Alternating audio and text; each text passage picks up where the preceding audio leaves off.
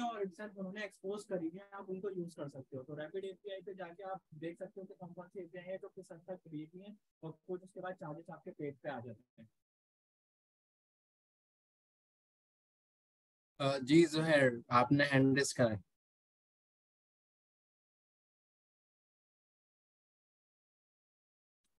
कोई सवाल है जोहर आप?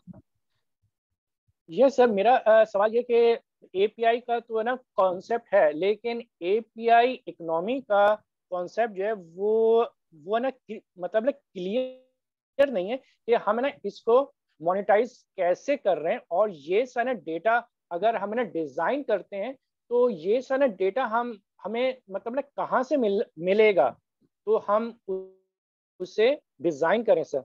मतलब ना प्रैक्टिकली ये काम कैसे होगा। अच्छा, मैंने ड्यू डिलिजेंस की एग्जांपल दी थी, वो मैंने इसी नहीं दी थी कि प्रैक्टिकली किस तरीके से हो रहा है। और उसके अलावा इंपोर्ट एक्सपोर्ट की किसी ने एग्जांपल दी थी लॉजिस्टिक की, कि वो कैसे हो रही है। तो प्रैक्टिकली ये काम जब होगा कि इंडिविजुअली हम लोग तो नहीं शुरू कर सकते, शायद कोई 1% चांस हो कोई डेटा इंटरनेट से ढूंढ के बना ले। अदरवाइज ये चीजें कंपनीज की नहीं है, जो कंपनीज काम कर रही हैं। हमने एग्जांपल गूगल मैप की ले ली, और भी कंपनीज की ले ली, फूड पैंडा की ले ली। सर ये तो बात सही है कि ना फूड पेंडा के पास तो डेटा आ रहा है ना कस्टमर्स का। जी तो बिल्कुल, ये फायदा ना सिर्फ वो वही उठा सकता है जिसके पास डेटा होगा। जिसके हाँ पास डेटा होगा ना, कंपनीज के वही बेनिफिट इसका हाँ उठा सकता है। ये हम क्या कर रहे हैं, हम एपीआई को आगे हैंडल करने जा रहे हैं ना। तो हम उसका बेसिक्स देख रहे हैं कि एपीआई इकोनॉमी है हमारे पास, हमें एपीआई फर्स्ट अप्रोच यूज करनी है। आप अगर आज कोई प्रोजेक्ट बनाते हैं या कोई कंपनी प्रोजेक्ट बना रही है, तो उससे एपीआई फर्स्ट अप्रोच यूज करनी है। एपीआई फर्स्ट अप्रोच का एक डायग्राम है जो मैंने यहाँ पे शेयर करा है, ठीक है। इसमें हम क्या कहते हैं कि अगर आप कोई प्रोडक्ट बना रहे हैं, इस प्रोडक्ट का आपका सबसे पहला अप्रोच होनी चाहिए कि आपने एपीआई बनानी है। और एपीआई का क्या प्रोसेस होगा, आप डिफाइन करेंगे। डिफाइन को हम का मतलब क्या होता है, मैं इसको शॉर्ट में इस तरीके से समझा देता हूँ कि 3 टीमें होती हैं आपके पास हर कंपनी में। अगर आप कोई ऑर्गेनाइजेशन का पूरा देखेंगे कि कौन कौन सी टीम होती है एप्लीकेशन बनाने के लिए, या टेक्निकल आईटी फर्म्स में, या हम उसको कह लें कंसल्टेंसी में, आपके पास एक बिजनेस होता है। बिजनेस होता है आपके पास जो सारे बिजनेस को जानता है। एक आपके पास डेवलपर होता है जो डेवलप करता है, और एक आपके पास ऑपरेशंस होता है जो उसको रन करता है। तो 3 टीमें होती हैं हर जगह, developer, operation and business. Business जो होता है सबसे पहले इन्वॉल्व होता है, सेकंड नंबर पे ऑपरेशन और डेवलपर एक साथ इन्वॉल्व होते हैं, ठीक है। तो ये जो डिफाइंड वाला फेज है ना, इसमें क्या होता है, बिजनेस इन्वॉल्व होता है और बिजनेस रिक्वायरमेंट समझता है कि एक्चुअल यूजर की क्या रिक्वायरमेंट है। अगर ड्यू डिलिजेंस करनी है तो 4 स्टेप्स हैं। बंदे का एनआईसी नंबर हमें चाहिए सबसे पहले, उस एनआईसी नंबर को हमने मल्टीपल बैंक से वेरीफाई कराना है, इस पे कितने अकाउंट्स ओपन है। और उस अकाउंट्स ओपन पे हमें क्या वेरीफाई करना है कि इसका क्रेडिट स्कोर क्या है, तो ये डिफॉल्ट तो नहीं है, या एक्सवाइजेड इसका स्कोर खराब तो नहीं है। तो ये हमने क्या कर लिया, बिजनेस ने स्टेप्स बना ली, 6 काम हमें करने हैं। डेवलपर ने क्या करना है, डेवलपर ने करना है, हाँ ये 6 काम आपने बना लिए, 6 काम का ये डेटा स्ट्रक्चर बनेगा, और इस डेटा स्ट्रक्चर के ऊपर इस तरीके से एक्सवाइजेड तरीके प्रोसेस बनेगा। ऑपरेशन वाले ने बताना भाई कुबरनेटिस का सर्वर चाहिए, या एडब्ल्यूएस क्लाउड चाहिए, या एज़्योर क्लाउड चाहिए, उस पर हम इस तरीके से इसके ऑपरेशन रन कर लेंगे। तो ये 3 टीमें होती है हमेशा। तो डिफाइंड वाले प्रोसेस में क्या होगा कि हम एपीआई को बनाने के लिए जो डेटा हमें चाहिए, करना क्या है, मतलब बनाना क्या है, तो इसको हम यहाँ पर कंप्लीट कर लेंगे। तो इसमें डिस्कवरी फेज, उसको हम डिस्कवरी फेज बोल सकते हैं। डिफाइन डिफाइन के बाद डिजाइन फेज। डिजाइन फेज में क्या होगा, जो हमने अभी डिफाइन के बाद डिस्कस करा है, जो डेटा गैदर करा है, जो डिस्कवरीज करी हैं, उसको हम डिजाइन बनाएंगे। अगर एपीआई है तो एपीआई का हम डिजाइन बनाएंगे। ये डेटा फ्लो है हमारे पास, और इस डेटा फ्लो के अंदर ये डेटा स्ट्रक्चर बनेगा, और एपीआई जेसन में आ रही होगी हमारे पास, सही है। फिर जो हमने डिजाइन यहाँ बना लिया है अपने कोड का पूरा, कि यहाँ पर हमने डिफाइन में डेटा गैदर करा, डिस्कवरी करी, अब उस डिस्कवरी को हमने डिजाइन में कम्प्लीट इम्प्लीमेंट करा, और डिजाइन को हमने डेवलप करा। जो डिजाइन में हमारे पास मैप बना हुआ था, सही है, मैप बोल सकते हैं, या उसको वायर फ्रेमिंग बोल सकते हैं आप, या डेटा स्ट्रक्चर बोल सकते हैं, उसको आपने डेवलप करा। अब आप उसको रियल फेस में लेके आए डेवलपमेंट के बाद, कि आपने एक एपीआई बना दी। एपीआई किस किस पे बन सकती है, स्प्रिंग बोर्ड पे बन सकती है, नोट जेएस से बन सकती है, और अभी यहाँ पर नेक्स्ट जेएस पे भी हम बनाना सीखेंगे। ये 3 जगहों पे एपीआई बन सकती है, और भी बहुत सारे फ्रेमवर्क मौजूद हैं। इसके अलावा नो कोड फ्रेमवर्क आ गए हैं काफी। नो कोड में तो बहुत इजीली बन जाती है, तो उसकी भी बहुत डिमांड है। टेस्टिंग फेज पे आएंगे, क्वालिटी एश्योरेंस का एक डिपार्ट होता है, वो आपके पूरे प्रॉपर टेस्टिंग करता है कि जो भी, उसमें 3-4 तरह की टेस्टिंग होती है। एक तो बिजनेस फ्लो टेस्ट हो रहे होते हैं, सही है, कि बिजनेस जो हमारा है वो फुलफिल हो रहा है नहीं हो रहा। सेकंड होता है कि फंक्शनलिटी टेस्ट हो रही होती है, जो कोडिंग करी हुई उसके फंक्शंस प्रॉपर रिस्पॉन्स कर रहे हैं। अगर मैं कोई इनपुट दे रहा हूँ तो ऐसा तो नहीं एरर आ रहा है या हैंग हो रहा है या कोई बहुत देर बाद रिस्पॉन्स आ रहा है, तो ये नॉन फंक्शनल टेस्ट होता है, उसकी परफॉर्मेंस टेस्टिंग होती है। तो ये सारे टेस्ट होने के बाद आपके पास एक एपीआई आ जाती है। फिर उसको सिक्योर करना होता है। सिक्योर में हमारे पास होती है वल्नरेबिलिटी असेसमेंट। सही है। वल्नरेबिलिटी असेसमेंट क्या होती है कि जब कोई प्रोग्राम बन जाता है उसको हम लाइव करने जा रहे होते हैं, लाइव करने से पहले हम उसमें असेसमेंट करते हैं कि इस प्रोग्राम में वल्नरेबिलिटीज क्या है। फॉर एग्जाम्पल किसी ने यूजर नेम पासवर्ड कोड में रखा हुआ है, वल्नरेबिलिटी हो गई ना, ये तो आपके पास आपकी कमजोरी होगी कोड की, यहाँ से तो हैकिंग हो सकती है। यूजर नेम पासवर्ड कोड में नहीं रखना, उस कोई आपने ऐसी सीक्रेट इन्फॉर्मेशन कोड में रखी हुई है जो नहीं रखनी चाहिए, ये तो एक छोटा सा काम हो गया। फिर आपका जो एप्लीकेशन जिस कंप्यूटर पर चल रही है, उस कंप्यूटर में जो प्रोग्राम चल रहे हैं, उस प्रोग्राम जो है वो सिक्योर नहीं है, उसमें वायरस है। सही है। वो हैक हो सकते हैं, उसको कोई भी कंपनी या कोई भी कहीं से भी वो सर्टिफाइड नहीं है। मैं अपने मोबाइल में कोई भी एप्लीकेशन इंस्टॉल करता हूँ, कहाँ से इंस्टॉल करता हूँ? प्ले स्टोर से। ऐसा ही है। लेकिन आप लोगों ने कोई ना कोई कभी ऐसी एप्लीकेशन इंस्टॉल करी है प्ले स्टोर के अलावा, डायरेक्ट एपी के फाइल डाउनलोड करके इंस्टॉल करी होगी, उसमें प्रॉब्लम क्या है? वेरीफाई नहीं है ना किसकी है, कहाँ से है, कोई कंपनी उसको ऑन नहीं कर रही। तो इस तरह का कोई टूल तो यूज नहीं हो रहा है हमारे पास। तो एग्जाम्पल दे रहा था मैं ये, कोई इस तरह का टूल तो यूज नहीं हो रहा जो उसको कोई सर्टिफाइड ही नहीं कर रहा। पता नहीं कहाँ से कोई टूल आ गया, हो सकता है कोई हैकर ने बना के दे दिया हो। तो ये वल्नरेबिलिटी असेसमेंट में काफी चीजें होती है, नेटवर्क से रिलेटेड स्कैनिंग होती है और बहुत सारी चीजें होती है। पेन टेस्टिंग इसको हम बोलते हैं, कि पेन टेस्टिंग होती है। तो ये पेन टेस्टिंग वाले प्रोसेस से हम गुजरेंगे सर। फिर आखिर में हमारा डिप्लॉय होगा। डिप्लॉय का मतलब उसको जो भी हमने एपीआई बनाई है उसको हम प्रॉपर रन कर देंगे और वो एक्सेसिबल हो जाएगी यूजर के लिए। जिस यूजर को भी मुझे देनी है उसको मैं दे सकता हूँ, खुद यूज कर सकता हूँ। ऑब्जर्व में, और ऑब्जर्व में आई थिंक क्या हो सकता है, ऑब्जर्व हम देख लेते हैं नीचे कहीं ना कहीं होना चाहिए। ऑब्जर्व में आई थिंक मॉनिटरिंग वाला टास्क होगा। होता क्या है, जब भी हम कोई एप्लीकेशन को डिप्लॉय करते हैं ना, उसके बाद हमारे पास एसआरई और डेवऑप्स दो टीमें होती हैं। सही है। साइट रिलायबिलिटी इंजीनियरिंग और डेवऑप्स, ये दो टीमें होती हैं जो ऑपरेशन साइट पर होती हैं। तो ये लोग क्या करते हैं, ये पूरे प्रोग्राम में मोनेटाइजेशन नहीं, मतलब मॉनिटरिंग लगाते हैं, अलर्टिंग लगाते हैं। अलर्टिंग में क्या होता है, अगर एप्लीकेशन डाउन हो गई तो कोई अलर्ट आ जाए, ईमेल आ जाए, कॉल आ जाए, कोई भी अलर्ट आ जाए कि भाई एप्लीकेशन ही डाउन हो गई। सही है, मॉनिटरिंग लगा दी।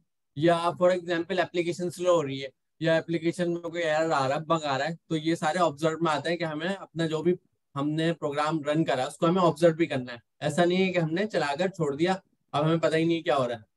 हमें उसको ऑब्जर्व भी करना है कि वो चल रहा है प्रॉपर, हर मिनट उसको चेक करना है कि प्रॉपर रिस्पॉन्स आ रहा है। ऐसा नहीं हो कि हम रन करें और रन करने के बाद हम सुबह ऑफिस जा रहे हैं, हमें पता चल रहा है 6 घंटे से हमारी एप्लीकेशन ही डाउन है। सही है। तो हमें मॉनिटरिंग लगानी है, मॉनिटरिंग पे अलर्ट्स लगाने हैं। उसके बाद आता है डिस्ट्रीब्यूट। डिस्ट्रीब्यूट का मुझे मालूम नहीं है, लेकिन नाम से मैं बता रहा हूँ, डिस्ट्रीब्यूट का मतलब यही है कि एक बार हमारा प्रोसेस लाइव हो गया, अब हमें उसको डिस्ट्रीब्यूट करना है। किसको? मल्टीपल क्लाइंट्स को, जिनको हमें एज एपीआई इकोनॉमी बेचनी है, सेल करनी है। मेरी एपीआई को जो लोग यूज करेंगे, जैसे मैं खुद इटसेल्फ एक बैंक था, मैंने एपीआई बना ली, अब मैं दूसरे बैंक को सेल कर रहा हूँ, तो वो मैं डिस्ट्रीब्यूट कर रहा हूँ सब में, और उसके भी आप पे मैं पैसे चार्ज कर रहा हूँ। अब जिनको मैंने डिस्ट्रीब्यूट करे, मैं तो प्रोड्यूसर था, बनाई मैंने। जिनको मैंने डिस्ट्रीब्यूट करे कंज्यूमर को, उन्होंने क्या करा, पहले इसको करा, पूरा देखा, वैलिडेट करा है कौन सा डेटा आ रहा है, ये हमारे काम का है या नहीं है, या हमें कुछ ऐसी चीज आ रही है जिसकी जरूरत नहीं है, या ऐसी चीज नहीं है जो हमें चाहिए। डिस्कवर करा, इवेल्युएट करा कि जो डिस्कवर करा है वो प्रॉपर है, इवेल्युएट करा कि हाँ चीजें जो हमें चाहिए थी वो मौजूद है। इंटीग्रेट करा, इंटीग्रेट का मतलब जो भी उस बैंक का डेवलपर है उसको दे दिया कि आप इसको एप्लीकेशन में इंटीग्रेट कर दो, कनेक्ट कर दो, मिला दो। सही, इंटीग्रेशन हो गई। इंटीग्रेशन के बाद क्या फायदा होगा, उस बैंक ने उसको यूज कर लिया। तो जो उसने इंटीग्रेशन उसकी टेस्टिंग करी कि भाई इंटीग्रेशन प्रॉपर हुई है, उसको डिप्लॉय करा। डिप्लॉय करने का मतलब कि उसको चला दिया अपने बारे में, जो उस अब दूसरे बैंक के भी जो यूजर है वो भी सेम ड्यू डिलिजेंस का डेटा एक्सेस कर रहे हैं जो इस बैंक का यूज कर रहा है। आखिर में ऑब्जर्व आगे मॉनिटरिंग हो गई कि उस प्लेटफॉर्म को मॉनिटर करना है कि वो डाउन तो नहीं हो रहा। तो ये आपका एक लाइफ साइकिल बन गया, प्रोड्यूसर लाइफ साइकिल और कंज्यूमर लाइफ साइकिल।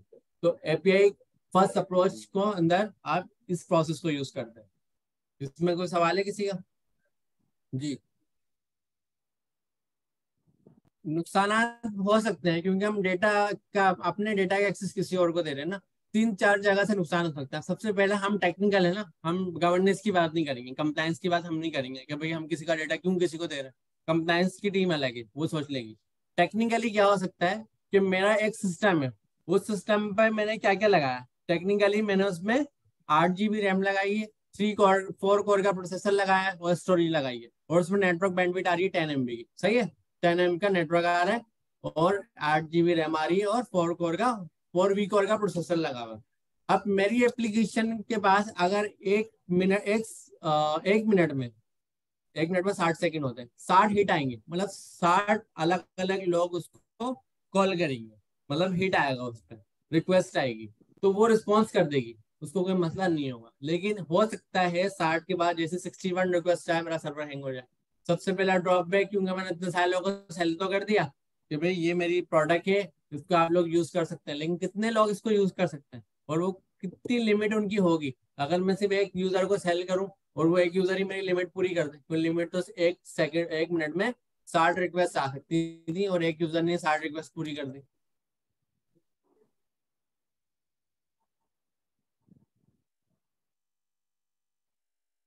कैलकुलेट कैसे करेंगे? लोड टेस्टिंग में कैलकुलेट होती है। उसका तरीकेकार क्या होता है, कुछ टूल है जैसे कि जे मीटर है और भी मल्टीपल टूल है, उस पर लोड टेस्टिंग हो जाती है। लोड टेस्टिंग पे हम क्या करते हैं, हमारे मल्टीपल बोट यूजर बनते हैं, बोट के तौर पे ना, टेस्टिंग के तौर पे। वो एक साथ 60 रिक्वेस्ट करेंगे, देखेंगे क्या रिस्पॉन्स आ रहा है। हर रिस्पॉन्स की ना वो टाइम सेकंड्स में रिकॉर्ड कर लेंगे कि भाई यहाँ पे क्लिक हुआ, ये क्लिक हुआ, हर रिस्पॉन्स पे ये रिस्पॉन्स आ रहा है। फिर आप उसको मल्टीप्लाई कर दो, 120 कर दो, थाउजेंड्स तक ले जाओ, आपको पता लग जाएगा आपकी लोड टेस्टिंग कितनी स्पेक के अंदर कितने यूजर इसको चला पा रहे हैं। आपके पास एक रिकॉर्ड आ जाएगा, उसके हिसाब से फिर आप मल्टीप्लाई करोगे। अगर 1000 यूजर पे ही चल रही है, 2000 पे चलानी है तो उस पर डबल कर लो, 4000 पे चलानी है तो और डबल कर लो। ठीक है, तो लोड टेस्टिंग हो जाती है। ये सब कर सकते हैं। ये बेसिकली रेट लिमिटिंग एपीआई कहलाती है।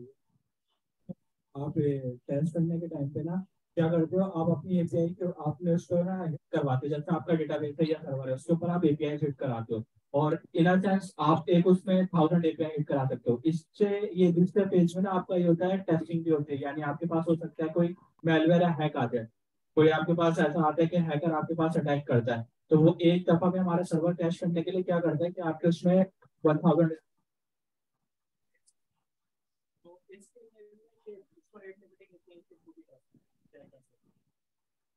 अच्छा, तो इसमें ना लिमिटेड का प्रोसेस होता है। जब एक डेवलपर भी अपने पास एपीआई कंज्यूम करता है ना, तो वो भी लिमिट को हैंडल करता है।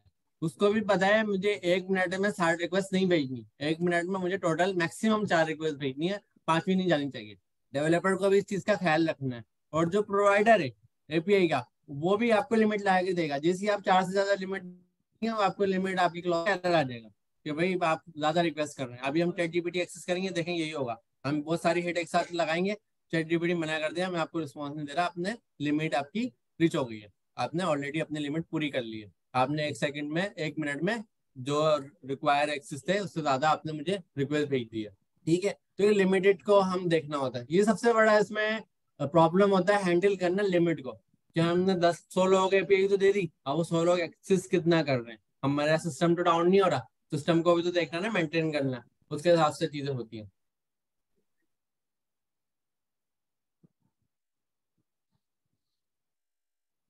जी। जी। अच्छा, इसका टेक्निकल प्रोसेस पता है, टोकन उन्होंने कैसे करनी है, टोकनाइजेशन? जी। ओके।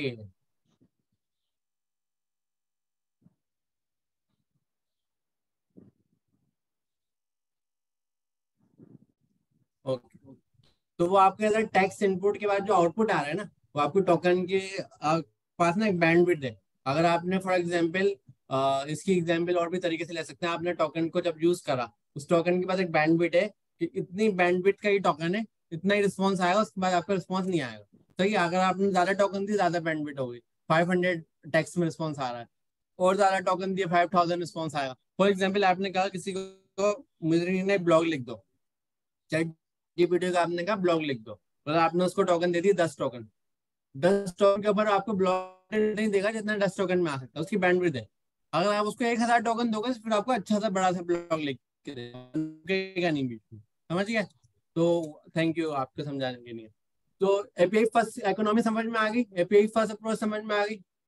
फिर आती है एपीआई फर्स्ट कंपनीज। हमने देखा एपीआई इकोनॉमी जी।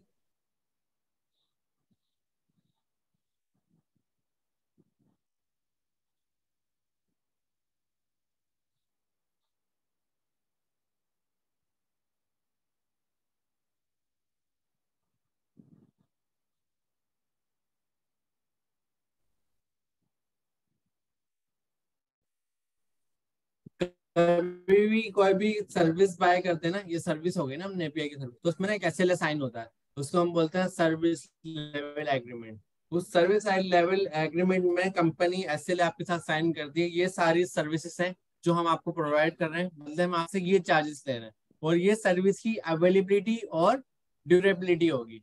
इतनी परसेंट अवेलेबिलिटी होनी चाहिए, इतनी परसेंट ड्यूरेबिलिटी होनी चाहिए, तो इस हिसाब से हम पैसे ले रहे हैं। अगर किसी वजह से अवेलेबिलिटी कम होती है, एपीआई चलते चलते बंद हो जाती है, तो आपको बदले में रिटर्न करेंगे वापस। तो ये एसएलए होता है, एसएलए अब मैं आपको दिखाता हूँ, ये रहा सर्विस लेवल एग्रीमेंट। विकिपीडिया से खोल लेगा, इनका कंटेंट भी पढ़ना चाहिए।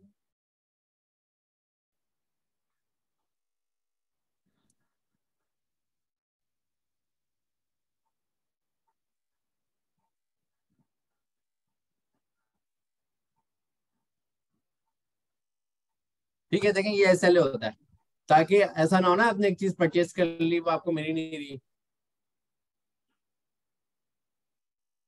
Statement of object, scope of service and service provider responsibility, availability, durability, इसमें सारी चीजें आती हैं।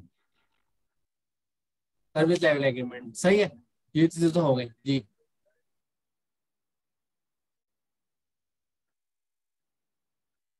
नेटवर्क की सर्विस है ना वो, तो ये नेटवर्क तो जो भी आप बनाओ वो होगा, वर्चुअल नेटवर्क सर्विस होगी। ठीक है,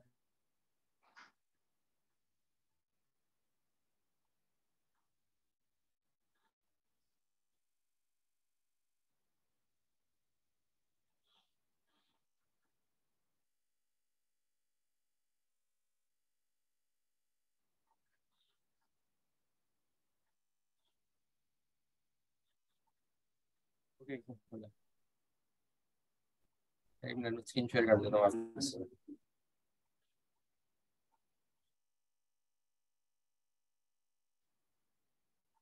जो ऑनलाइन है वो चैट पे रिस्पॉन्स करें कि उनको आवाज सही आ रही है।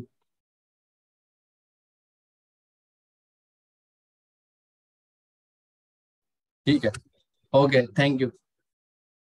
एपीआई फर्स्ट कंपनीज कौन है? वो कंपनी जो जिन्होंने सबसे पहले एपीआई बना ली? नहीं, एपीआई फर्स्ट कंपनीज वो है जो इस एपीआई को बनाने की नहीं है, जो मॉड्यूल यूज कर रही हैं, जो स्टैक यूज कर रही हैं, तो ये उसको हम बोलते हैं एपीआई फर्स्ट कंपनी।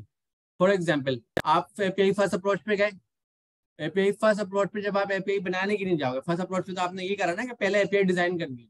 जब उसको बनाने के लिए जाओगे, जो आप मॉड्यूल यूज करोगे, जो आप स्टैक यूज करोगे, आप उसको एज एपीआई फर्स्ट कंपनी का स्टैक बोलोगे कि हम एज एपीआई फर्स्ट कंपनी है, कि हमारे जितने भी टेक्नोलॉजी स्टैक है वो हम एपीआई के ऊपर बना रहे हैं। इसकी सबसे बड़ी एग्जाम्पल है एडब्ल्यूएस क्लाउड और azure cloud, Google cloud. AWS cloud की एग्जाम्पल लेते हैं। एडब्ल्यूएस क्लाउड ने क्या करा, अपने पास कुछ डेटा सेंटर बनाए मल्टीपल लोकेशंस पे, उस डेटा सेंटर में उन्होंने कंप्यूटर डिस्टेंस लगा दी है, स्टोरेज लगा दी, नेटवर्क लगा दिए, ये सारी चीजें लगा दी। बदले में उन्होंने एक वेबसाइट बनाई AWS.com के नाम से, और उस वेबसाइट पे जो उन्होंने सारे हार्डवेयर लगाए थे उनके एक्सेस दे दिए। एक्सेस तो दे दिए, काम हो गया, सही है। उन्होंने एक्सेस किस तरीके से दिया? AWS ने मल्टीपल प्रोग्राम बनाए, वो प्रोग्राम कौन थे? एपीआई थी। उस एपीआई का काम क्या था कि अगर इस एपीआई के ऊपर ये रिक्वेस्ट आए तो बदले में क्या करना है, इस मशीन के अंदर एक वर्चुअल मशीन बना देनी। उस रिक्वेस्ट के अंदर अगर पैरामीटर आए रैम का तो इतनी रैम की बनानी है, इस रिक्वेस्ट में प्रोसेसर आया तो उतने प्रोसेसर की बनानी है, समझिए। तो एडब्ल्यूएस ने क्या करा, मल्टीपल एपीआई से प्रोग्राम लिख के अपनी हर सर्विस के लिए AWS की एक सर्विस का नाम है EC2, वो वर्चुअल मशीन प्रोवाइड करती है, उसके लिए एक एपीआई लिखी। AWS की एक मशीन है स्टोरेज, S3 स्टोरेज बकेट, उसके लिए एक एपीआई लिखी। जिस तरह AWS की 200 सर्विसेज है, AWS ने क्या करा, हर सर्विस के लिए एपीआई लिखी। अब एपीआई लिख दी AWS ने, काम आसान कर दिया। अब उस एपीआई को जब भी कोई कॉल करेगा, इनपुट देगा, बदले में उस आउटपुट के ऊपर उसका रिस्पॉन्स आ जाएगा। फिर AWS ने क्या करा, AWS ने अपनी एक वेबसाइट बनाई, उस वेबसाइट पर उसी सारे मल्टीपल बटन बनाए और हर बटन के पीछे वही एपीआई लगा दी जो बनाई।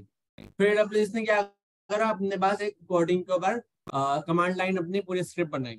उस कमांड लाइन स्क्रिप्ट पे वही एपीआई जो उसने बनाई थी वो कमांड लाइन पे दी। फिर AWS ने क्या करा, कुछ एसडीकेस बनाई।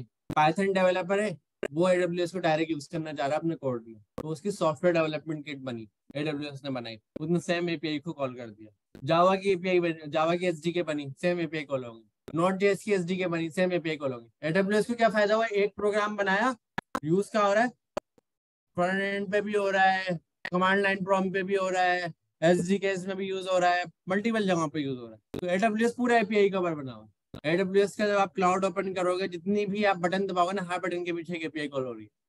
ठीक है, इसी तरह एज़्योर क्लाउड है, उसका भी सेम प्रोसेस है। इसी तरह मल्टीपल ऐसे बिजनेसेस चल रहे हैं जिनका कोई भी सर्विस डायरेक्ट एप्लीकेशन में नहीं लिखी हुई, हर चीज थ्रू द एपीआई कॉल हो रही है। आप उनकी एप्लीकेशन जब आप देखोगे ना फ्रंट एंड, तो आप फ्रंट एंड देखोगे वो चल कैसे रहा है, बैक एंड, तो आपको हर काम की नहीं एपीआई कॉल हो रही होगी, वो एपीआई के ऊपर कोई ना कोई एपीआई बनी हुई होगी बैक एंड पे। समझ गए? तो ये क्या आ गए हमारे पास, API first business companies, API first companies. जी,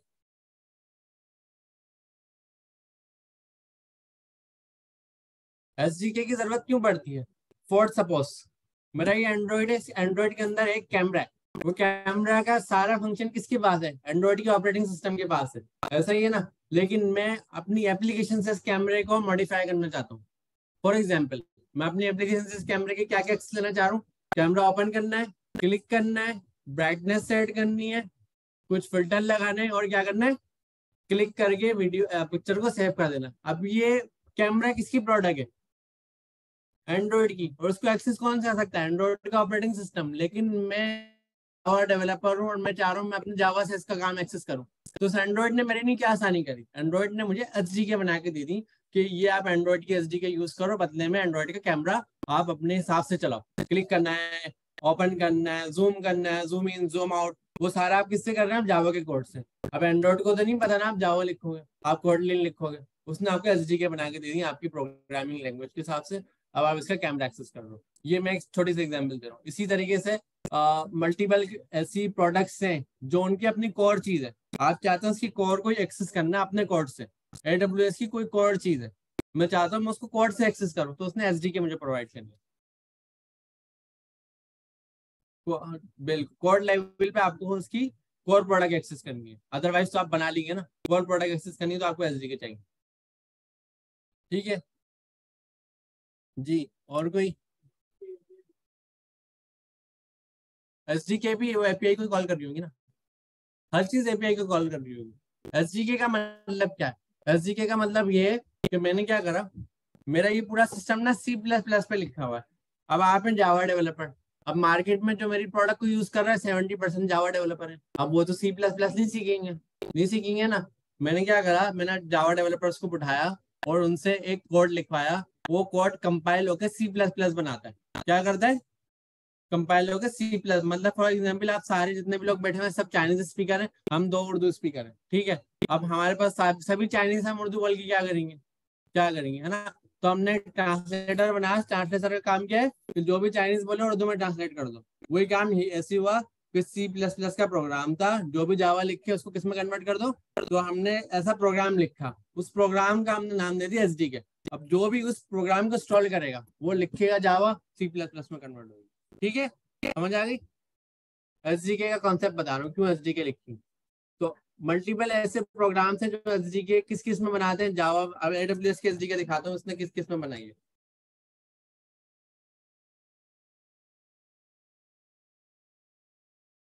एसडीके लिस्ट कर देंगे।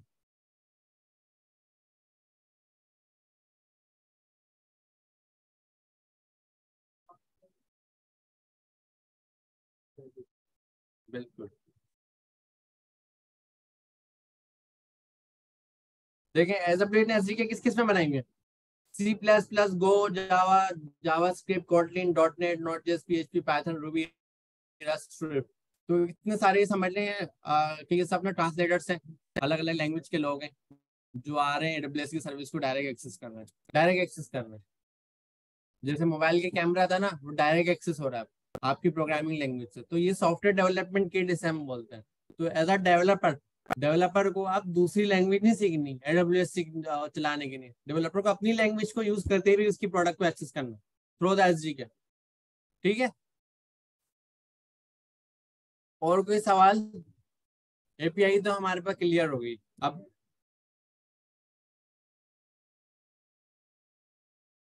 जी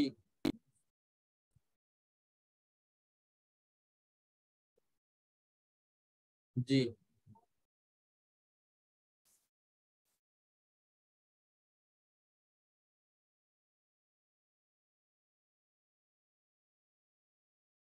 नहीं, एक्चुअली एपीआई में अच्छी बात बताई क्या है कि एपीआई उसने किसी भी प्रोग्राम में बनाई हो, उसने आपको रेस्टफुल एपीआई दी है, आपने जस्ट कॉल करनी है, कॉल करेंगे, उसको जो आप इनपुट देंगे उसका हिसाब से डेटा आ जाएगा। आपको क्या चाहिए?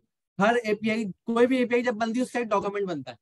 वो डॉक्यूमेंट क्यों होता है? उस एपीआई को यूज कैसे करना है, तरीकेकार क्या यूज करने का। सेम एग्जाम्पल हम देंगे ओपन एआई से, अब इसका हम डॉक्यूमेंट पढ़ेंगे। हम ओपन एआई पे गए, एपीआई यहाँ पर ओपन एआई देखें लॉगिन हुई भी है, और इस पे मैं एग्जाम्पल्स पे गया हूँ, एग्जाम्पल्स आपको ये दिखा रहा था मैं सारी जो यहाँ पर मौजूद है। सही है कि इसके प्रॉम्प्ट पर क्या क्या चीजें चल सकती हैं। अब यहाँ मैं पर्सनल पे क्लिक कर रहा हूँ, पर्सनल पे क्लिक करने के बाद मैं क्लिक कर रहा हूँ व्यू एपीआई कीज। यहाँ पर मैं अपनी एक सीक्रेट की क्रिएट कर सकता हूँ, क्योंकि एक क्लोज सोर्स प्रोग्राम है, ओपन सोर्स नहीं है, एपीआई मेरे लिए ओपन सोर्स नहीं है, तो इसको मैं की क्रिएट कर रहा हूँ। तो आप लोगों ने कहा जाना है, अपने यूजर के ऊपर क्लिक करना है और एपीआई कीज पे जाना है, ये यूजर का ऑप्शन और व्यू एपीआई कीज। मिल गया सबको? लॉगिन है आपके पास? ओपन कर लें सभी।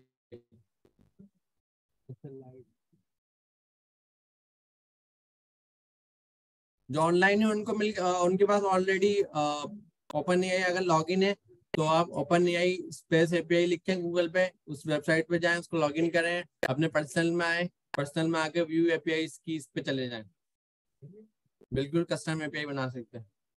ठीक है, पीछे नजर आ रहा है आप लोग? जी, एपीआई फर्स्ट कंपनीज मतलब वो कंपनी जिन्होंने अपना पूरा प्रोग्राम्स बनाया। आप एज अ स्टार्टअप कर रहे हैं, आपने अपना पूरा प्रोग्राम बनाया किस पे? एपीआई पे, मतलब आपने बनाई एपीआई, उसको हम एपीआई फर्स्ट कंपनी बोले, जो आपका मॉड्यूल है प्रोग्राम से। इसकी एग्जांपल मैं आपको यहाँ से दे देता हूँ।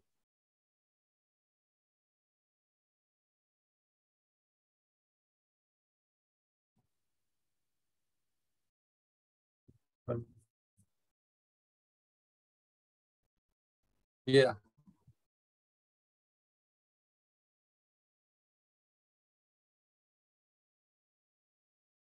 New launch company product faster API first company उनको बोलना है जिन्होंने उस पर बनाया। अप्रोच था कि हमने बनाने के वक्त डिजाइन करना है, डिजाइन अप्रोच में आ गया फर्स्ट कंपनी, जब हमने उसको डेवलप कर लिया जो हमारे प्रोग्राम है उसका हम फर्स्ट कंपनी बोल रहे हैं। तो ये कह रहे हैं कि API first companies more satisfy in our state of the API survey, at least 75% of the response agreed developer at API first company are happier launch new product। क्योंकि जो हमारा सारा लोड था वो एपीआई के ऊपर आ गया। अगर मैं किसी की थर्ड पार्टी एपीआई यूज कर रहा हूँ तो लोड ही खत्म हो गया। मुझे गूगल मैप लगाना था, मैं करीम की ऐप बना रहा था, तो मैंने क्या करा, गूगल मैप की एपीआई यूज कर ली, सारा लोड खत्म, वरना मैप को नहीं क्या कितना कुछ काम करना पड़ता। फास्टर है, सिक्योरिटी है। सिक्योरिटी क्या है? अगर जिसने एपीआई बनाई है उसने एक बार सिक्योरिटी लगा दी, अब सिक्योरिटी की जिम्मेदारी इसकी। अब हम एप्लीकेशन बना रहे हैं, हमारे अलावा कोई और बना रहा है, उसको सिक्योरिटी थोड़ी देखनी है, उसको सिर्फ अपनी सिक्योरिटी देखनी है, उस एपीआई की नहीं देखनी। और एपीआई सिक्योर है ऑलरेडी। नाजरा का सबसे बड़ी एग्जांपल है, नाजरा ने एपीआई बनाई हुई है। जितने भी कंपनीज हैं, जी ये भी बंद करनी है, एक और बंद करनी है। नाजरा की एग्जाम्पल है। जितनी भी कंपनीज हैं, बैंक्स हैं, अब उनके पास नाजरा का डेटा कैसे आता है? नाजरा का डेटा कैसे आता है? नाजरा को ईमेल करते हो कि भाई ये यूजर है, उसका हमें डेटा दें।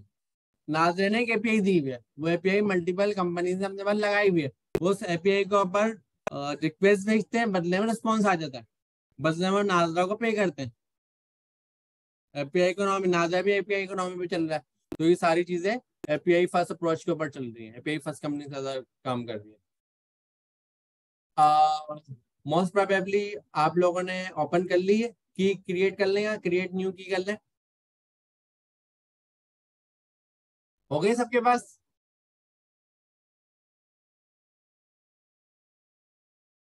मैं इसको दोबारा बता रहा हूँ। मैं गूगल पे जाके डायरेक्ट सर्च कर लेता हूँ। देखिए मैं यहाँ पे सर्च कर रहा हूँ ओपन एआई एपीआई, सही है। ये कीवर्ड मैंने सर्च करा, ओपन एआई एपीआई। मेरे पास सबसे फर्स्ट पे ही आ रहा है क्योंकि सर्च पहले से हुआ था। ओपन एआई एपीआई का लिंक आ रहा है, इसे मैं ओपन कर रहा हूँ। ओपन हो गया ये।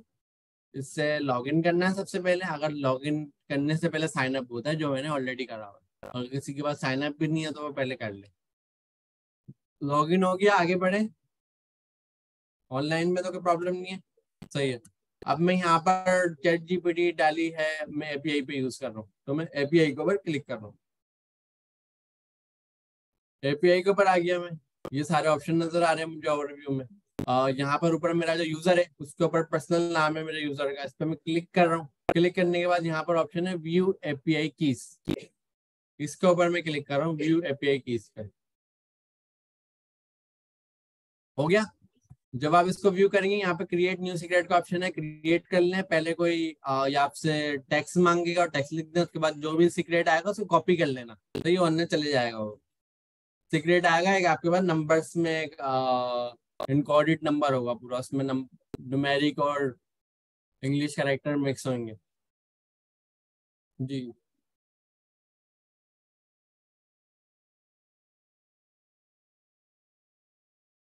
हम्म।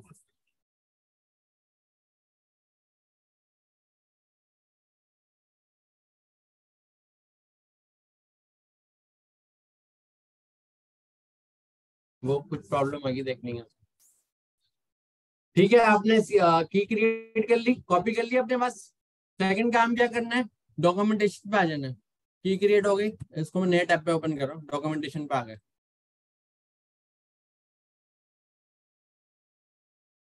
अब डॉक्यूमेंटेशन पे तो हमें यहाँ पे कुछ खास नहीं मिला। एपीआई रेफरेंस पे आ जाए, काम करें डॉक्यूमेंटेशन में। हाँ, एपीआई रेफरेंस हमें मिल गया। ऊपर टैब के ऊपर नेविगेशन बार है, इसके अंदर एपीआई रेफरेंस लिखा हुआ, आप इस पे आ जाए। हैंड रेस करा हुआ किसी ने? अरसलान। जी अरसलान। सर अस्सलाम वालेकुम। सर मैं ऑनलाइन से हूँ, माजरत आपको डिस्टर्ब कर रहा हूँ। अच्छा सर, जब आप ऑनलाइन से में सर, जब आप वो अपनी ऑन साइड क्लास से बात कर रहे थे तो उनका जो रिप्लाई है या जो उनका जो क्वेश्चन हमें पता नहीं चलता, तो ना एक क्यूरियोसिटी क्रिएट हो जाती है कि वो क्या कह रहे हैं और आपने क्या जवाब दे दिया। काइंडली उनकी आवाज भी में आ सकती है ताकि वो क्यूरियोसिटी डेवलप ना हो। हेलो। ठीक है, ठीक है, मैं समझ गया आपकी रिक्वेस्ट। मैं कोशिश हाँ करता सर। हूँ माइक थैंक बोलने का यू बोल, सर, ठीक थैंक है। You, thank you, thank you. जी जुहैर, अच्छा सिर्फ एक ही स्टूडेंट सवाल पूछ रहे हैं जुहैर, इसके अलावा कोई पूछ भी नहीं रहा। सर मेरा सवाल एपीआई में ग्राफ क्यूएल से हम है ना इसको ना डिजाइन कैसे करेंगे, ये है ना थोड़ा सा आप है ना कॉन्सेप्ट दें। और है ना ग्राफ क्यूएल में और रेस्ट में क्या है सर ये फर्क, इसका भी थोड़ा सा आप ना इंट्रो दें, तभी सर ये चीजें थोड़ी सी हम आगे लेकर कॉन्सेप्ट कॉन्सेप्ट क्लियर हो रहे हैं हमारे। थोड़ा सा अच्छा, आप नहीं आपका बैकग्राउंड भी सवाल तो तो सर निकल आप बताएं। गया। आपको खेलना बिल्कुल सेपरेट टॉपिक है, वो हम जी पढ़ेंगे नेक्स्ट डे के साथ। आपको API को कॉल सर करना होता है, आपकी तो आप ग्राफक्यूएल आवाज यूज करना, उसका बहुत है ना थोड़ा कट रही स्ट्रक्चर है सर। अलग है। एक्सेस करने का, डेटा एक्सेस करने का स्ट्रक्चर। सर आपकी ना आवाज बहुत है ना आई कट थिंक रही थी, इंटरनेट आप ब्रेक हो। रिपीट सर कर दें। जी मैं रिपीट कर रहा हूँ, सही है। ग्राफक्यूएल जो है बिल्कुल सेपरेट टॉपिक है, हम उसे बिल्कुल पढ़ेंगे। ग्राफक्यूएल का कॉन्सेप्ट मैं ऐसे बता देता हूँ, जब आप कोई रेस्टफुल एपीआई को अपने पास एक्सेस करते हैं तो आप क्या करते हैं, उसको कोई ना कोई कॉल करते वक्त स्लैश, फॉर एग्जाम्पल अभी हम कॉल करके देखेंगे कि एपीआई का जो यूआरएल है ना, उसको हम एंड स्लैश पॉइंट करके जो एक राउट लगाएंगे। एंड पॉइंट जो है ना सर एंड वो इसमें एक ही सर होता है, रेस्ट में तो सर है ना फोल्डर्स से हम ना अलग अलग बना रहे हैं। ये ना एंड बिल्कुल पॉइंट का ना बिल्कुल ऐसा कॉन्सेप्ट ही है। थोड़ा सा आप ना मजीद इसको ना डीप में ना एंड बताइएगा पॉइंट, सर। बिल्कुल मैं रिपीट कर रहा हूँ, सॉरी। अच्छा, एंड पॉइंट का कॉन्सेप्ट ये है हमारे पास कि जब हम एक एपीआई यूज करते हैं तो स्लैश करके उसका एंड पॉइंट आ रहा होता है ना। अभी हम चला के देखेंगे तो एक एपीआई में मल्टीपल एंड पॉइंट्स आ सकते हैं। अब हमारे पास कॉन्सेप्ट क्या है, जितनी ज्यादा हमारे पास एक ही एपीआई में मल्टीपल एंड पॉइंट हो सकते हैं हमारे, हर एंड पॉइंट को हमारे पास डेटा एक्सेस हो रहा होगा। फॉर एग्जाम्पल स्लैश हमने एंड पॉइंट लगाया, स्लैश आईडी लगा दी, आईडी के बाद और चाइल्ड डेटा एक्सेस कर लिया। ग्राफक्यूएल क्या होता है, सेपरेट अलग तरीका है और वो बहुत अच्छा तरीका है। उसमें आप क्या करते हैं, सिंगल कॉल में ही आप एक डेटा का पूरा स्ट्रक्चर ट्री बना के अपनी मर्जी के स्ट्रक्चर में डेटा को कॉल कर सकते हैं। लेकिन वो अभी हमारा टॉपिक नहीं है, हम ऑफ टॉपिक चले जाएंगे, इस पर डिस्कस करेंगे आगे। ग्राफक्यूएल का पूरा टॉपिक है, उसको हम फ्यूचर में पढ़ेंगे। और जैसे रेस्टफुल के हिसाब से हम सेकंड क्वार्टर में रेस्टफुल को डिस्कस कर चुके हैं काफी डिटेल में। तो इस ग्राफक्यूएल का भी हम कुछ आगे और डिस्कस नहीं करेंगे। Thank you. और कुछ क्वेश्चन है आपका? यस सर, हमने सर ये रेस्ट। एक मिनट जी, मैंने आगे अनम्यूट कर लिया, आप पूछें। आप कोशिश करें ऑफ टॉपिक क्वेश्चंस थोड़ा सा अवॉइड कर लें, क्योंकि क्लास को हमें जो नैरेटिव है वो ओके एक ही सर। रखना है। सर ये है ना एक्चुअली सिलेबस में तो है सर ये, इसलिए सर ये मैंने आज ये सवाल आपसे पूछा था, क्योंकि सिलेबस की आउटलाइन में तो है सर ये पूरा दिया हुआ ठीक बुक्स है में। सर, फिर मैं आगे से ओके और डिस्कस करता हूँ और इसको हम डिस्कस ओके सर, करेंगे ठीक है। आगे आपके वाले टॉपिक। ठीक है, ओके थैंक सर, यू। ठीक। अच्छा, तो हम आ गए एपीआई रेफरेंस पे आ गए। एपीआई रेफरेंस आप ओपन कर लें। आपके पास यहाँ पे मल्टीपल तरीके हैं एपीआई को चलाने के लिए। पाइथन में कैसे चलाना है, एनपीएम मतलब नोड.जेएस जावास्क्रिप्ट पे कैसे चलाना है। और नीचे आ जाते हैं, इन्होंने कहा आपके पास आप इसको डायरेक्ट कमांड लाइन पे एक्सेस कर सकते हैं और इसको आप मल्टीपल तरीके से एक्सेस कर सकते हैं। हम क्या करने जा रहे हैं, हमने इसकी मैकिंग रिक्वेस्ट पे आ गए, रिक्वेस्ट कैसे बनानी है। और यहाँ पर इन्होंने बताया कि कमांड लाइन पे ऐसे कॉल होती है, सही है, कल के थ्रू आप एपीआई कॉल करेंगे XYZ। हमारे पास एक टूल है पोस्टमैन। आप लोगों के पास पोस्टमैन नहीं है तो अपने पास इंस्टॉल कर लें, डाउनलोड कर लें।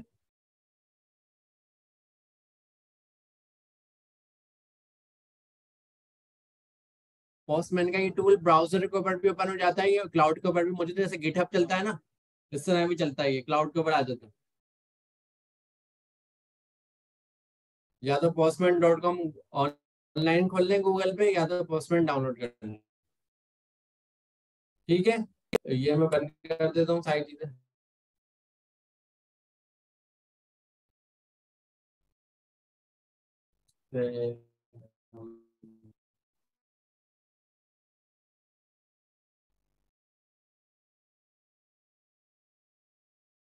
पोस्टमैन का टूल ओपन हो गया। यहाँ पर कलेक्शन के ऊपर ऑलरेडी बाय डिफॉल्ट क्लिक हुआ हुआ है जब मैंने इसको ओपन करा है। और यहाँ पर मैं कलेक्शन क्रिएट करने जा रहा हूँ।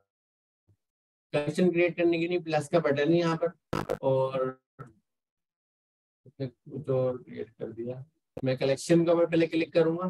कलेक्शन पे क्लिक करने के बाद यहाँ पे प्लस का बटन है और इसने कलेक्शन कर दिया। कलेक्शन का नाम रखा है न्यू कलेक्शन। ठीक है, इस न्यू कलेक्शन को हम थोड़ा एडिट कर लेते हैं, नाम चेंज कर लेते हैं। हम इसको रख देते हैं ओपन एआई एपीआई। ठीक है, कलेक्शन का नाम हमने रखा है ओपन एआई एपीआई। एड कर लिया मैंने, नाम कुछ भी रख सकते हैं, प्रॉब्लम नहीं है। मैंने इसलिए एडिट कर लिया कि वो नजर आ गया। एक काम हमारा हो गया। सेकंड हमने काम ये करना है, जो टोकन आपने अभी कॉपी करा है, एडिट नहीं भी करने को बनता है, मैं डबल क्लिक करा है, यहाँ पर एडिट का ऑप्शन आ जाता है। ये रहा। देखिए, एक कलेक्शन क्रिएट हो गया। कलेक्शन को आप अभी थोड़ी देर की समझ लें, डायरेक्टली क्रिएट नहीं करते हम, समझ लें डायरेक्टली क्रिएट हो गया, कलेक्शन क्रिएट हुआ। सही है, कलेक्शन का मतलब इसमें बहुत सारे आपके पास अलग अलग एपीआई की प्रॉम्प्ट होंगे। समझ में आ गया, कलेक्शन क्रिएट हो गया, रीनेम इसलिए करा है कि समझ आ जाए। अब दूसरा काम मैं ये करने जा रहा हूँ, यहाँ पर ऑथराइजेशन में आ रहा हूँ। मैं डायरेक्ट वेरिएबल भी बना सकता था, लेकिन ऑथराइजेशन से ज्यादा इजी होगा। ऑथराइजेशन पे क्लिक करा, कलेक्शन में रहते हुए टाइप पे गए, यहाँ पे बैरियर टोकन है, बैरियर टोकन को सिलेक्ट कर लिया और जो भी आपने कॉपी करा हो यहाँ पे पेस्ट कर दें टोकन के अंदर। ऑथराइजेशन, जब आपने कलेक्शन के ऊपर क्लिक करा, ऊपर देखिए यहाँ पर कुछ मेन्यू आ रहे हैं, ये वाले, इससे ऊपर जो मैंने हाईलाइट करा इससे ऊपर देखिए मेन्यू है, इस पर ऑथराइजेशन लिखा हुआ है, ये वाला मिल गया। ऑथराइजेशन पे क्लिक करें, नीचे टाइप आ रहा है, टाइप में आपने सिलेक्ट करना है बैरियर टोकन। बैरियर टोकन के अंदर नीचे टोकन की वैल्यू को आपने वही वैल्यू रख देनी जो भी आपने बनाई है, टोकन आपने बनाया है वो आपने यहाँ रखना है। मेरे पास भी टोकन एक बना हुआ है, मैं सेम टोकन को यूज करने जा रहा हूँ, ये रखा हुआ, जिसे मैंने कॉपी करा और यहाँ पेस्ट कर लिया। उसके बाद ऊपर सेव का बटन है बिल्कुल टॉप पे राइट पे, इस सेव के बटन पे आप क्लिक करेंगे तो ये सेव हो जाएगा। जब ये सेव हो जाएगा तो ये बटन हिडन हो जाएगा, मतलब क्लिकेबल नहीं होगा, इसका मतलब भी सेव हो गया। इतना हो गया सबके पास।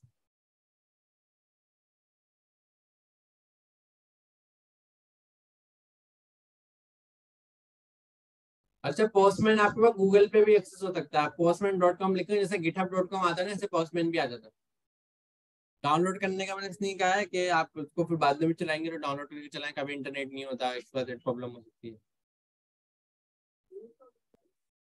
सेव का बटन टॉप राइट पे, ये रहा। ऑटो सेव पे मेरे ख्याल से मेरा नहीं लगा होता, अगर आपके पास ऑटो सेव हो तो कंट्रोल एस से भी हो जाएगा। हाँ ये भी है, शॉर्ट की सारी चलती हैं इसके ऊपर जो ब्राउजर पे चलती है ना जी। टोकन वैल्यू कहाँ से आई है, मैं ब्राउजर पे जा रहा हूँ, ओपन एआई की वेबसाइट पे गए थे हम थोड़ी देर पहले, ऐसा ही है। यहाँ पे हम इधर व्यू एपीआई कीज में गए थे, यहाँ पर हमने यहाँ से क्रिएट न्यू सीक्रेट की करी थी, यहाँ से आई थी ये क्रिएट करते वक्त इसने मुझसे सबसे पहले टेक्स्ट पूछा, वो टेक्स्ट टाइप करा, फिर मैंने एंटर करा, इसने मुझे एक की दे दी, वो की मैंने कॉपी करके अपने पास रख ली। सही है।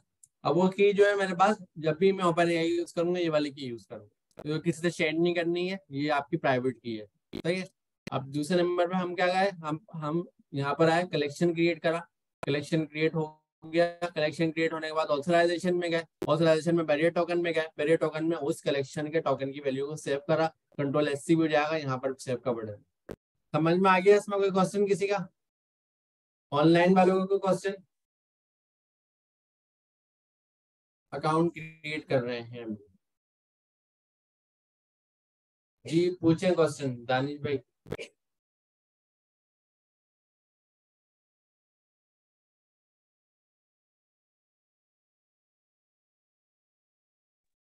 अस्सलाम वालेकुम। अच्छा सर, वालेकुम थोड़ा सलाम। सा आपका पेस बहुत ज़्यादा फास्ट है। अभी जब आपने रिपीट भी किया ना, आपने बहुत ज़्यादा पेस के साथ जो ना बता दिया कि हम यहाँ गए यहाँ गए यहाँ गए, ये हमारे लिए बहुत फर्स्ट टाइम है चीज़, तो ठीक बिल्कुल है, सर के मैं ऊपर से जा रहे हैं। इसको रिपीट कर दूंगा। ठीक है दानिश भाई, मैं टोकन रिपीट तक कर, तो समझ आ गई सर। ठीक है। अच्छा मैं रिपीट इसलिए कर देता हूँ, मुझे पता है प्रॉब्लम आएगी। हमने ओपन एआई की वेबसाइट पे गए, ओपन एआई पे एक साइन अप होता है, वो आप लोगों ने कर लिया, सेपरेट प्रोसेस है। मेरे पास साइन अप पहले से था तो मैंने साइन इन करा। ठीक है, ओपन एआई की वेबसाइट पे आ जाते हैं। जब आप गूगल पे सर्च करते हैं ओपन एआई एपीआई, तो आपके पास सबसे पहला लिंक आता है platform.open.ai.com। सही है, ये सबसे पहला लिंक आप ओपन कर लेते हैं, ये आपके पास ओपन हो जाता है। इसका कुछ इस तरीके का आपको स्क्रीन नजर आएगी जो आपको सामने नजर आ रही है। ठीक है, यहाँ पर जब राइट के ऊपर टॉप पे पर्सनल का ऑप्शन है, जो भी मेरा अकाउंट है उसकी पिक्चर आ रही होगी, इस पे जब मैं क्लिक करता हूँ, यहाँ पे व्यू एपीआई कीज का ऑप्शन है। इस व्यू एपीआई कीज पे जब हम जाते हैं तो हमारे पास यहाँ ऑप्शन है कि आप एपीआई की को न्यू क्रिएट कर सकते हैं। और यहाँ पर जब आप क्रिएट के बटन पे क्लिक करेंगे, यहाँ पे कोई भी टेक्स्ट दें, क्रिएट न्यू से क्रिएट की करें, तो ये बंदे में आपको की दे देगा, उस की को आप कॉपी करके अपने पास रख लें। सही है, ये एक स्टेप हो गया। ये स्टेप हमने क्या करा है कि जब हमारे पास ओपन एआई पे हम अपनी की बना लेते हैं, ये समझ लें मेरी ये ऑथराइजेशन है। जब भी मैं ओपन एआई यूज करूंगा, ये ऑथराइजेशन पास करूंगा, ओपन एआई को पता होगा कि ये यूजर जो है ये वाला यूजर है। उसके बाद ऑथेंटिकेशन होगी, ये वाला यूजर है, की के थ्रू वो मुझे गेट करेगा। की आपके पास आ गई सबके पास, की सबने कॉपी कर ली? नहीं, हर यूजर की एक है जी। वेरिएट टोकन है, कैसे पता लगा? इसकी ऑथेंटिकेशन पे लिखा हुआ है, इसकी डॉक्यूमेंटेशन पे नहीं, यहाँ पे लिखा हुआ है। अभी मैंने ओपन करी थी ना। अब मैं एपीआई रेफरेंस पे गया, जिसने ऑथराइजेशन बताई हुई बैरियर, ठीक है। एपीआई रेफरेंस के इसकी डॉक्यूमेंटेशन है, इसमें यहाँ उन्होंने यूज करने का तरीका बताया हुआ। तो यहाँ पे जो लिखा हुआ है बैरियर टोकन, तो मैं समझ गया उन्होंने एपीआई की दी है, ये बैरियर टोकन है। अब हम यूज करने जा रहे हैं पोस्टमैन। पोस्टमैन क्या टूल है? पोस्टमैन आपके पास एक कल रिक्वेस्ट सेंड करता है, मतलब ब्राउजर जो काम करता है ना, वो क्या करता है, ब्राउजर क्या करता है, किसी यूआरएल को एक्सेस करता है, वही काम पोस्टमैन करता है। लेकिन पोस्टमैन के पास और भी चीजें होती हैं, जिसमें हम पोस्ट रिक्वेस्ट कर सकते हैं, गेट कर सकते हैं, पुट मल्टीपल रिक्वेस्ट कर सकते हैं। इन शॉर्ट पोस्टमैन की अगर हम डेफिनेशन देखें तो एपीआई का ये टूल है, एपीआई टेस्टिंग टूल, या ये बोलते हैं एपीआई का फ्रंट एंड है। सही है। आपने पोस्टमैन ओपन करा, पोस्टमैन पे कलेक्शन पे क्लिक करा, एक नया कलेक्शन बना लिया। कलेक्शन को समझ लाएगा फोल्डर, जैसा फोल्डर बनाता है, हमने कलेक्शन बना लिया। उस कलेक्शन को बनने के बाद हमने उसका कोई भी नाम एडिट करके रख दिया, नहीं भी रखे हैं तो कोई मसला नहीं है। उसके बाद हम ऑथराइजेशन पे जाते हैं। यहाँ पर हमारे पास एक टाइप होती है, टाइप पे बैरियर टोकन है। बैरियर टोकन को हम सिलेक्ट करते हैं और जो भी की वैल्यू आ रही है वो हम वैल्यू यहाँ पे सेट कर देते हैं और उसको सेव कर देते हैं। अभी तक हम यहीं पर हैं, अभी एपीआई यूज नहीं करी है। ऑनलाइन वालों को कोई सवाल है अभी भी?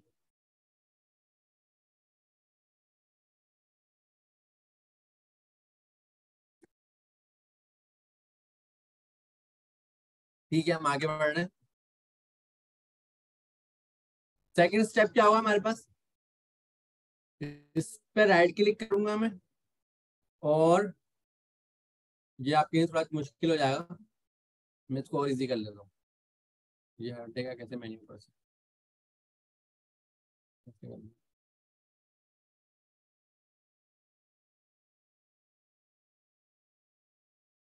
आपने क्या करना है, सेकंड यहाँ पर प्लस का बटन आ रहा है, जैसे टैब होता है ना ब्राउजर में, टैब ओपन करते हैं, इस तरह मैंने यहाँ पे टैब ओपन करा। टैब ओपन करने के बाद अगर आप इसको कंट्रोल एस करेंगे तो ये सेव करेगा। टैब को सेव भी करना है, याद रखना किस फोल्डर में सेव करना है, मतलब किस कलेक्शन में सेव करना है। तो हमने बनाया था ओपन एपीआई के नाम से, इस कलेक्शन में सेव करना है। दोबारा रिपीट कर रहा हूँ, यहाँ पे प्लस का बटन था, मैंने एक नया टैब ओपन करा, प्लस के बटन पे क्लिक करके ये ओपन हो गया है। कंट्रोल एस करा सेव करने के लिए, और यहाँ पर कलेक्शन के नाम आने चाहिए। ओपन एआई मैंने सेलेक्ट कर लिया था ना, उस पर इसलिए ये आ गया, मैं वापस बैक जा रहा हूँ। तो यहाँ पे देखें कलेक्शंस के नाम आ रहे हैं, मैंने जो बनाया है ओपन एआई एपीआई के नाम से बनाया है, इसको मैं क्लिक कर रहा हूँ और सेव के बटन पे क्लिक कर रहा हूँ, तो ये सेव हो गया। अब इसने मुझे रिक्वेस्ट का नाम पूछा है, मैं लिख देता हूँ, कुछ भी रिक्वेस्ट लिख सकता हूँ, मैं टेस्ट लिख रहा हूँ, सही है। टेस्ट का नाम से मैं इसको सेव कर रहा हूँ। मैंने पहले कोई नाम नहीं दिया था, इसलिए उसने एरर दिया कि आपको नाम रख दिया इसका। तो जैसे ये टैब क्रिएट करा है, टैब को सेव करा है, अब मुझे यहाँ पर कोई ना कोई एपीआई का यूआरएल लिखना है। मैं वापस ब्राउजर पे जा रहा हूँ जी, रिपीट कर दूं दोबारा, कलेक्शन स्टार्ट कर दूं, ठीक है।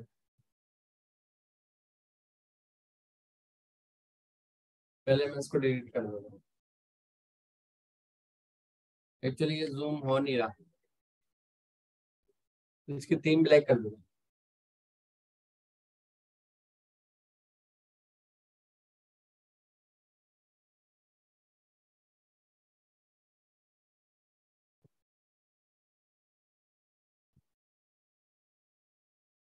अब नजर आ रहे, कलेक्शन हमारा बना हुआ था, बैरियर टोकन सेव हो गया। सेकंड काम है, यहाँ से मैंने एक टैब क्रिएट करा, प्लस के बटन पे क्लिक करा, सही है। ये टैब आ गया, जैसे ब्राउजर में टैब आता है बिल्कुल वैसे आया। कंट्रोल एस से सेव कर रहे हैं, सेव करते वक्त मुझसे पूछ रहा कहाँ सेव करना है। फोल्डर आता है ना अपने कंप्यूटर में, फाइल सेव करते हैं, हमने ये वाला फोल्डर बनाया ओपन एपीआई के नाम से, ओपन एआई एपीआई के नाम से, ये कलेक्शन है हमारा। इस पर क्लिक करा, इसके अंदर चलेगा, देखिए यहाँ पे स्ट्रक्चर भी आ रहा है पूरा बना हुआ, जैसे डायरेक्टरी स्ट्रक्चर आ रहा होता है ना, सी के अंदर ये वाला फोल्डर, इसमें ये वाला फोल्डर स्ट्रक्चर आ रहा है, इसमें मैंने इसको सेव कर दिया। कोई नाम नहीं रखा था, नाम इसका मैंने टेस्ट रख दिया, टेस्ट नाम रख के सेव कर दिया। कुछ सवाल समझ आ गया? इस मैं आपको ना इससे भी ज्यादा शॉर्ट तरीके से करवा सकता था, लेकिन मैं चाह रहा हूँ आप पोस्टमैन का कलेक्शन यूज करें, वरना डायरेक्ट आप पोस्टमैन ओपन करेंगे, डायरेक्ट प्लस करके ओपन करें, देखिए हर इसमें भी ऑथराइजेशन का ऑप्शन है। अगर आप डायरेक्ट पोस्टमैन ओपन कर दिए, कुछ भी नहीं बनाया, कलेक्शन भी नहीं बनाया, डायरेक्ट ये टैब आपको मिलेगा, प्लस पे क्लिक करें, टैब आएगा, इसमें ऑथराइजेशन में टोकन लेगा, सब इसी पे यूज कर लें। कलेक्शन बना के मैं आपको बेस्ट प्रैक्टिसेस यूज करवा रहा हूँ, सही है। अब यहाँ पर मुझे जो पेस्ट करना है, यूआरएल पेस्ट करना है, जैसे ब्राउजर पे पेस्ट करते हैं, इसी तरह यहाँ पर एपीआई का यूआरएल पेस्ट करना है। हम चले गए यहाँ पर वेबसाइट को, पर हमने देखा यहाँ पर कुछ लोगों ने कुछ एपीआई रेफरेंस में हमें डायरेक्शन दी हुई है, क्या डायरेक्शन दी हुई है, पाइथन के कोड से चलेगा, पाइथन पे नहीं चला रहे, और क्या बताया उन्होंने, ये बताया टर्मिनल पे कैसे चलेगा। हम एक काम करते हैं, इसका जस्ट यूआरएल कॉपी कर लेते हैं यहाँ, सही। यूआरएल क्या है, https://openai.com/completion। इस यूआरएल को हमने कॉपी कर लिया, ऑनलाइन स्टूडेंट को समझ आया, हमने कॉपी करा है, क्लियर है सबको? जस्ट यूआरएल कॉपी करा, और उस यूआरएल को पेस्ट क्या करेंगे हम, यहाँ पे पेस्ट करेंगे या यहाँ पे करेंगे, इधर करेंगे, यूआरएल की जगह पर हम यहाँ करेंगे। यहाँ पे हमने पेस्ट कर दिया इसको। दूसरा हमें काम क्या करना है, रिक्वेस्ट चेंज करनी है, हमें गेट की जगह पोस्ट रिक्वेस्ट करनी है। लेफ्ट ऊपर ऑप्शन आ रहा है मेन्यू, इस मेन्यू पे क्लिक करा, पोस्ट कर दिया, ठीक है। यूआरएल पेस्ट करा है, इसको पोस्ट करा है, और सेव इससे पहले हम कर चुके हैं ऑलरेडी, अगर सेव किसी ने नहीं करा तो कर, दो काम हो गए। तीसरा काम क्या करना है, बॉडी का ऑप्शन यहाँ पर मौजूद है। जब आप चैट जीपीटी ओपन आएगा, चैटबॉट चला दो, आप उसको कोई ना कोई टेक्स्ट दिखते हो ना, जो रिस्पॉन्स देता है, प्रॉम्प्ट करते हो ना, प्रॉम्प्ट से करते हो तो वो आपको रिस्पॉन्स देता है, आप लिखते हो हाय तो आंसर देता है, आप बोलते हो I want to learn data science, तो आपको बदले में पूरा चीजें बता देता है, ऐसा ही है ना। तो मुझे क्या भेजना है, इसको इनपुट भेजना है। एपीआई को इनपुट जब हम भेजते हैं, किस में भेजते हैं, बॉडी में भेजते हैं। तो यहाँ पर देखें बॉडी का ऑप्शन है सबसे सेंटर में, बॉडी पे जाना है। बॉडी को हम किस तरह का इनपुट देंगे, हम उसको रॉ में इनपुट देंगे। रॉ का मतलब एक जैसा ऑब्जेक्ट नहीं बनता कर्ली ब्रैकेट के अंदर पूरे वो बन गया, हम इस तरह का रॉ में इनपुट देंगे। हम पहले रो पे आ गए, देखिए यहाँ पर रो का ऑप्शन था, बॉडी के नीचे रो का ऑप्शन था, क्लिक करा मैंने, क्लियर, कोई क्वेश्चन नहीं आता। रो के बाद राइट के ऊपर, जब मैंने रो पे क्लिक करा, राइट के ऊपर यहाँ पर एक टेक्स्ट लिखा हुआ आ रहा है, इस पे क्लिक करना है, टेक्स्ट को हटा के जेसन कर देना। हम बॉडी में गए, बॉडी में रो को सिलेक्ट करा, रो पे जब सिलेक्ट करा टेक्स्ट आ गया, टेक्स्ट के ऊपर क्लिक करा, उसको जेसन में कन्वर्ट कर दिया। क्वेश्चन यहाँ पर ऑनलाइन स्टूडेंट क्लियर है, जेसन में कन्वर्ट। हम बॉडी में रो का हमने कौन सा सिलेक्ट करा, जेसन। इस जगह के ऊपर मैं पूरी जेसन रखूंगा। जेसन का फॉर्मेट क्या होगा, हम जाते हैं वापस उसी डॉक्यूमेंटेशन पे जहां से हमने यूआरएल कॉपी करा, तो ये रहा वो फॉर्मेट। इन्होंने जो ये ब्रैकेट से कॉपी करना, कर्ली ब्रैकेट के कोटेशन है वो कर्ली ब्रैकेट से उसको कॉपी कर लो।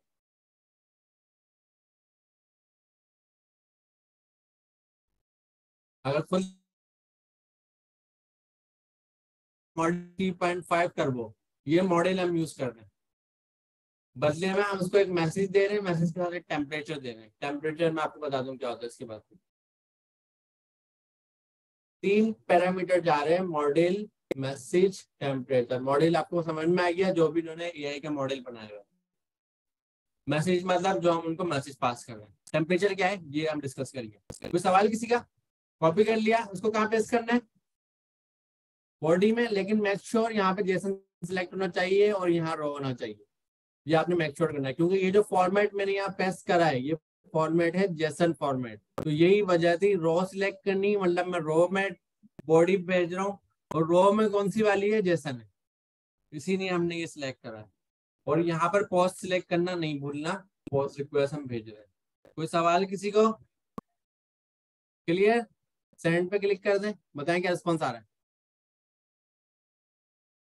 जिसने सेव नहीं करा टैब उसको पास एरर आ रहा हो।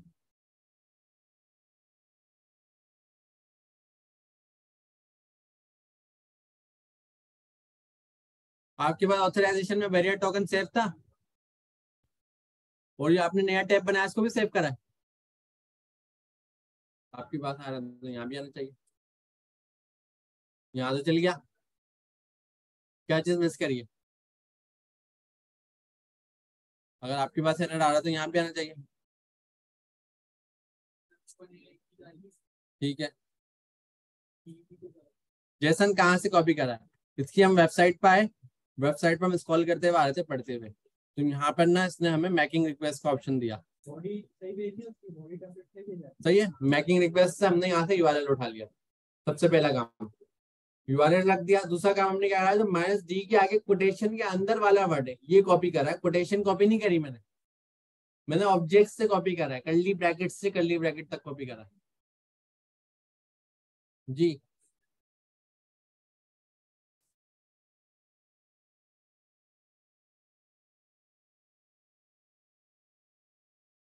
अच्छा, आपका अकाउंट की लिमिटेशन होगी ना, पहले से यूज कर रहे हैं, हो सकता है वो फुल हो गया हो। आप चैट जीपीटी यूज कर रहे थे पहले, तो आप जब एपीआई हिट कर रहे होते ना तो उसकी एक रिक्वेस्ट होती है, आपकी जो लिमिट होगी ना वो कंप्लीट हो गई होती है, आप दूसरे अकाउंट से बनाए ना। लिमिट क्या, अगर किसी के पास एरर आ रहा है ना तो वो फ्री अकाउंट ना उसका कंप्लीट हो गया ना, अब वो किसी और ईमेल पे बना लो आप, या बाद में बना लेना, अभी क्लास का टाइम बन जाएगा। किसी ने एरर भेजा है हमें, we could not pass JSON body of your request, this likely mean you are not using your HTTP library correct your JSON करो।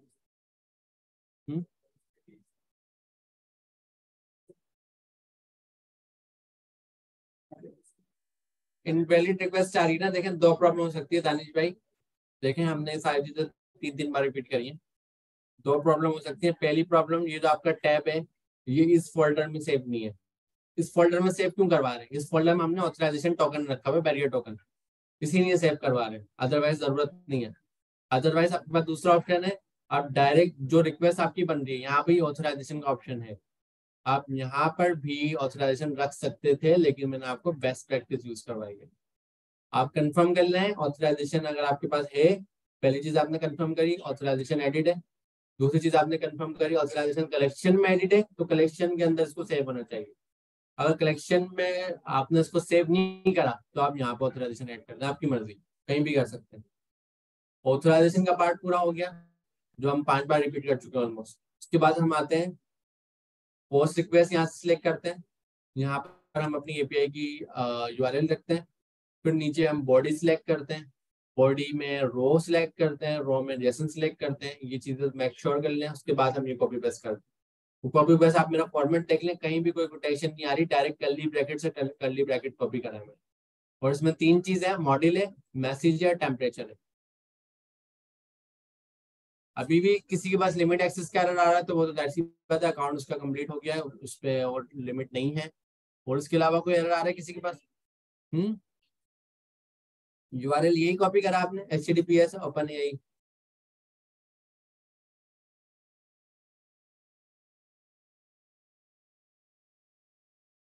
यूआरएल रीड करें एक बार, https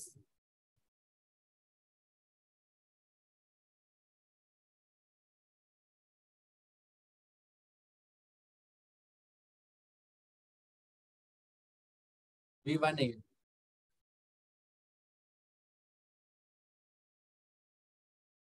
आपने कॉपी पेस्ट करके लगाया ना, फिर तो मिस्टेक नहीं होगी ना। और पोस्ट सिलेक्ट करा हुआ है, पोस्ट सिलेक्ट करा हुआ है,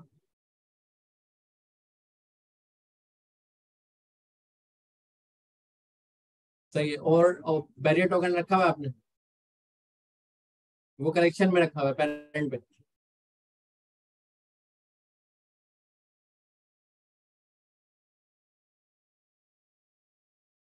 अच्छा ठीक है, अभी हमारे पास टेस्ट रिक्वेस्ट जा चुकी है, ये बदले में रिस्पॉन्स आ गया। क्या रिस्पॉन्स आया? दिस इज अ टेस्ट, ये चैट जीपीटी का रिस्पॉन्स आया। अब थोड़ा और यूनिक करते हैं ताकि समझ आया। अब हम क्या करते हैं, कंटेंट चेंज करते हैं। यहाँ से कंटेंट हमारा क्या था, से दिस इज अ टेस्ट। 2 चीजें मैसेज में, मॉडल एआई का मॉडल है, मैसेज में क्या चीजें, एक रोल है और एक कंटेंट है। रोल का मतलब 3 तरह के रोल होते हैं इसमें, एक यूजर होता है, एक सिस्टम होता है, और यहाँ से देख लेते हैं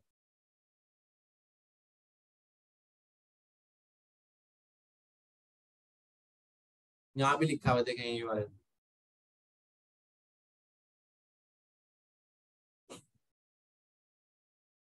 हाँ, 3 तरह का रोल है, सिस्टम, यूजर और असिस्टेंट। हमने जो रोल रखा है अभी उसका नाम क्या आ रहा है? यूजर। इसके अलावा सिस्टम रोल भी हो सकता है, असिस्टेंट रोल भी हो सकता है। कंटेंट हमने क्या भेजा है? से दिस इज अ टेस्ट, तो उसने हमें ये रिस्पॉन्स कर दिया। कंटेंट में मैं लिख रहा हूँ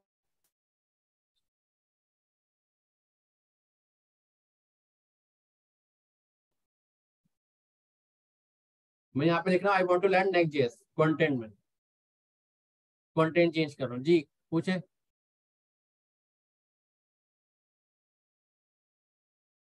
जी। मॉडल पैरामीटर यही है ना, फर्स्ट वाला, ये जा रहा है आपका? आपने सेम इसी तरह का जैसन रखा है, लेकिन जैसन के में जीपीटी 3.5 टर्बो ये वाला मॉडल है।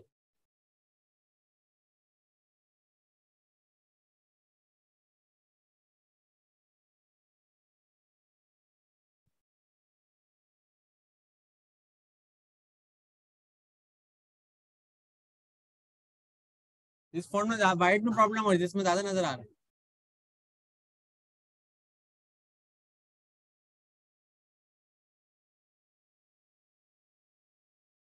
मैं दोबारा देख लूं।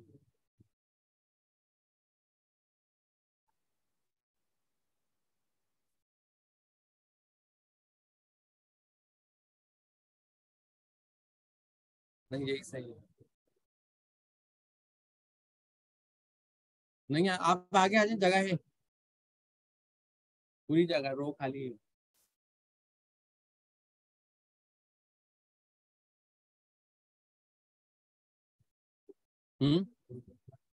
जी ब्रेक नहीं।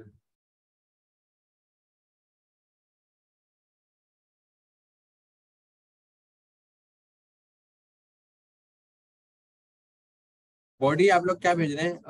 इनवैलिड रिक्वेस्ट है। मैं यहाँ कॉपी पेस्ट कर देता हूँ बॉडी। ये बॉडी मैंने कॉपी पेस्ट कर दी सबसे फर्स्ट नंबर पे। सेकंड नंबर पे मैंने एपीआई कॉपी पेस्ट कर दी। सही है। और मैं क्या कॉपी पेस्ट करूँ? बैरियर टोकन ऑथराइजेशन में जाके, अगर आपने कलेक्शन नहीं बनाया ना, आपके पास एक और ऑप्शन है, जो आपने टैब बनाया है, टैब में डायरेक्ट आप यहाँ पर बैरियर टोकन सिलेक्ट करके रख सकते हैं। ये शॉर्ट तरीका है।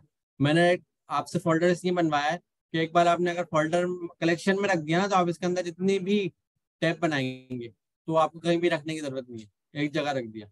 बाद में इन फ्यूचर आप 10 यहाँ पे रिक्वेस्ट बनाए, हर बार आपको रखना पड़ेगा ना। तो ये तरीके का होता है कि आपने बैरियर टोकन अगर पेरेंट कलेक्शन पे रख दिया, तो अंदर जितने भी उसकी रिक्वेस्ट आ रही है उसमें आपको नहीं रखना, एक ही बार रख दिया। अगर आप हर पे इंडिविजुअल रखेंगे तो आपको बार बार सेम मेहनत करनी पड़ेगी। दोनों तरीके इजी है, जो आपको अच्छा लगे।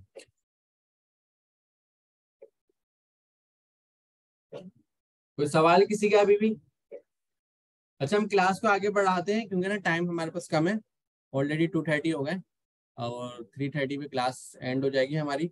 1 घंटा हमारे पास है, तो जितना आपका हो गया है आप देख लें, और ये पूरा डॉक्यूमेंटेशन पे लिखा हुआ है, आप रिपीट करेंगे घर जाके हो जाएगा ये। आगे बढ़ रहे हैं। मैं सिर्फ जस्ट मैसेज चेंज कर रहा हूँ, आपको समझ में आ जाए। I want to learn next जैसे टेस्ट की जगह मैंने ये लिख दिया। अब मैं अगेन सेंड कर रहा हूँ। टेम्परेचर कितना जा रहा है? 0.7। सही है, सेंड करा। रिस्पॉन्स देख लेते हैं क्या है।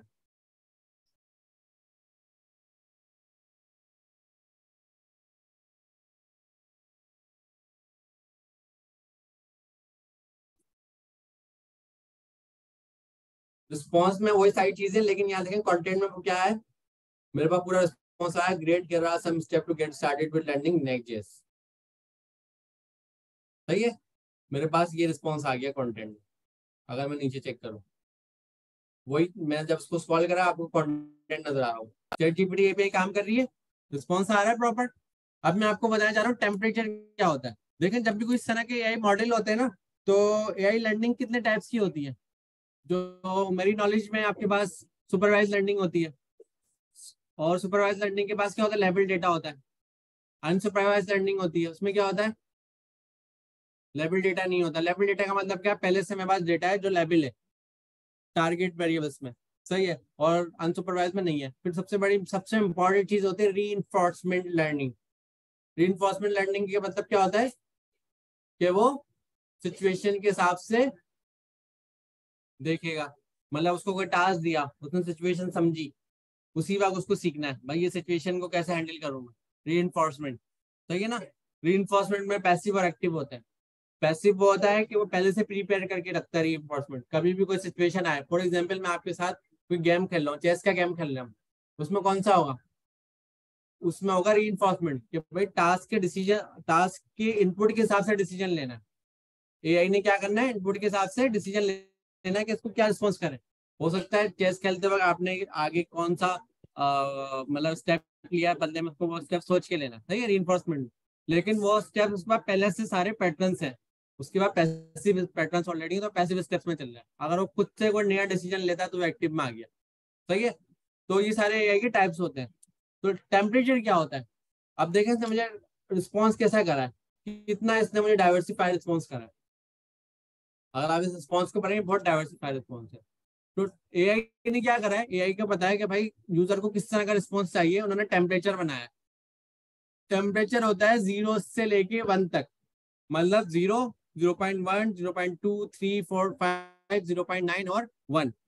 टेम्परेचर एक्चुअली होता क्या है, जब आप एआई से कोई क्वेश्चन करते हैं तो एआई रिस्पॉन्स आपको करेगा आपके टेम्परेचर के हिसाब से। 0 का मतलब है स्ट्रेट फॉरवर्ड आपने जवाब देना है, रैंडमनेस नहीं दिखानी, जो एक्चुअल आंसर है आपने वही आंसर देना है। 0 टेम्परेचर है, सही है। 0 टेम्परेचर का मतलब आपने जो उसका आंसर है आपने सेम एज इट इज देना है।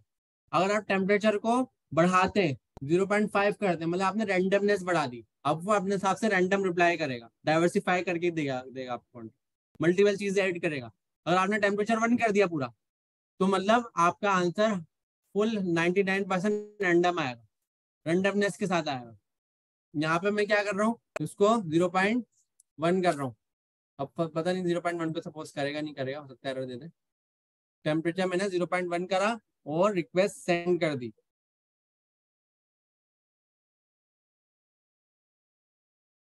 तो एआई ने हमें टेम्परेचर क्यों दिया हुआ, ताकि हम अपने कंटेंट को रैंडमनेस करवा लें तो करवा लें, नहीं करवाना तो नहीं करवाएं, सही है ना।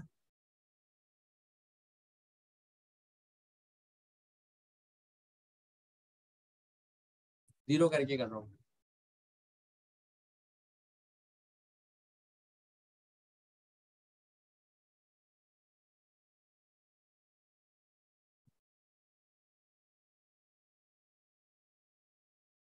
Pakistan is the country located in the Asia. It is the border by India and is something Afghanistan. सही है, ये इसने रिस्पॉन्स कर दिया 0 टेम्परेचर पे। अब हम इसको कर रहे हैं 0 पॉइंट बल्कि 1 कर रहे हैं पूरा, सही है। 0 पॉइंट भी लगा रहे, पूरा 1 लगा रहे। आंसर आपको मिल गया ना, आंसर क्या दिया, बड़ा स्ट्रेट फॉरवर्ड आंसर दिया। अब देखते हैं 1 के ऊपर क्या दे रहा है।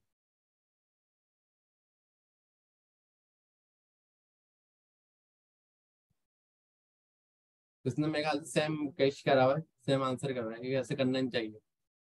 या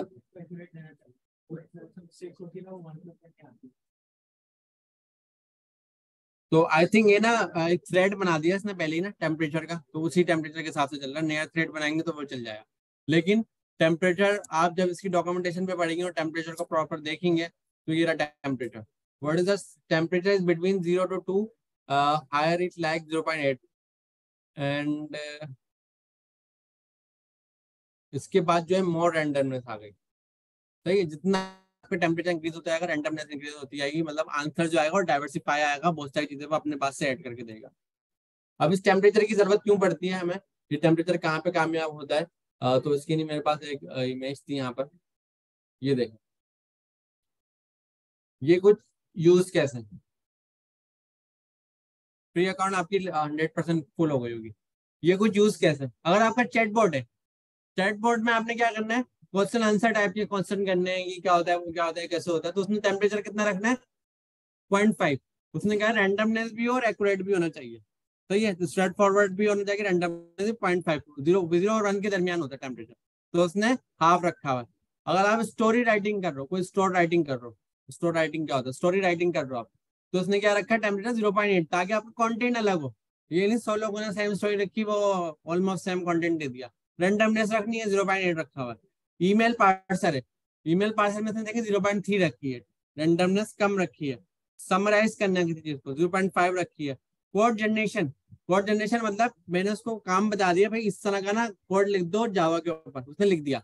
कोड जनरेशन पे हमने टेम्परेचर ज्यादा रखा हुआ है, मतलब वो अपने हिसाब से रैंडम कोड लिखे। लेकिन कोड रिफैक्टरिंग पे हमने क्या रखा हुआ है, टेम्परेचर 0.2 रखा हुआ है, क्योंकि वहां पे हमें एक्यूरेट रिजल्ट चाहिए, रैंडमनेस नहीं चाहिए। ठीक है, तो ये टेम्परेचर क्यों रखे, ताकि आप इसको रैंडमनेस और एक्यूरेसी के दरमियान गैप बना सको, इसलिए हमने टेम्परेचर रखा है।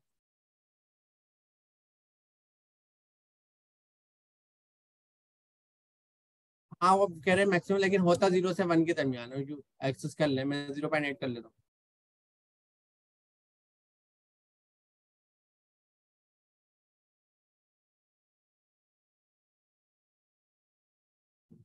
नहीं वो I think same answer catch करा और चेंज नहीं करा। अगर आप जीपीटी यूज भी कर रहे हैं ना, आप सेम आंसर बार बार लिखेंगे ना सेम क्वेश्चन, तो आंसर चेंज कर करके देता है। यहाँ पे वो एक ही दे रहा है, तो सही है। ओपन एआई की आपने चला ली। ओपन एआई के पास मल्टीपल मॉडल्स है। यहाँ पर आपको टेम्परेचर समझ में आ गया, मॉडल समझ में आ गया। अभी जो आप मॉडल यूज कर रहे हैं 3.5 यूज कर रहे हैं, जीपीटी 3.5 टर्बो। और आपको जीपीटी 4 यूज करना है, वो पेड है, फ्री नहीं है, वो होगा जीपीटी 4। सही है, वो पेड है, वो और ज्यादा एक्यूरेट है। और इसके अलावा 3 है, वो भी आपको फ्री मिल जाएगा। 3 आई थिंक फेल हो चुका है, वो उन्होंने अवेलेबल करा हुआ नहीं करा हुआ पता नहीं। 3 में प्रॉब्लम थी, उससे क्वेश्चन सॉल्व नहीं होते थे, वो गलत आंसर कर देता था। और 3 आपको जिस तरह का उसको रैंडम क्वेश्चन दो 11 मल्टीप्लाई 17 और 37 मल्टीप्लाई बाय 45, तो कंफ्यूज हो जाता था, उससे मल्टीप्लाई भी नहीं होता था। तो वो थोड़ा उसमें प्रॉब्लम्स थी। तो ठीक है, समझ में आ गया सबको। अब हम नमाज का ब्रेक ले रहे हैं, इसके बाद हम डायरेक्ट नेक्स्ट जिस के ऊपर एपीआई बनाएंगे। सही है, और नेक्स्ट जेस का स्ट्रक्चर सीखने का टाइम मिलेगा, मेरे ख्याल टाइम कम है, लेकिन कोशिश करेंगे। और आप लोग भी ना अपने पास इतना पढ़ कर आए, क्योंकि क्लास को ना आप क्लास के लेवल तक रहें। अगर कोई भी बहुत ज्यादा बिगनर बनेगा ना, उसकी वजह से क्लास का हमारा टाइम पाया होता है। अब हम नहीं चाहते कि किसी को हम बीच में छोड़ दें, आगे निकल जाए। लेकिन आप लोग पढ़ कर आए, ज्यादा से ज्यादा पढ़ कर आए, ताकि क्लास के टाइम आपको भी बचे, दूसरों का भी बचे। तो थैंक यू। ब्रेक ले रहे हैं नमाज का, हम जल्द से जल्द वापस आएंगे। बाकी जो ऑनलाइन है वो भी ब्रेक लेना। ब्रेक ब्रेक 10 मिनट का होगा।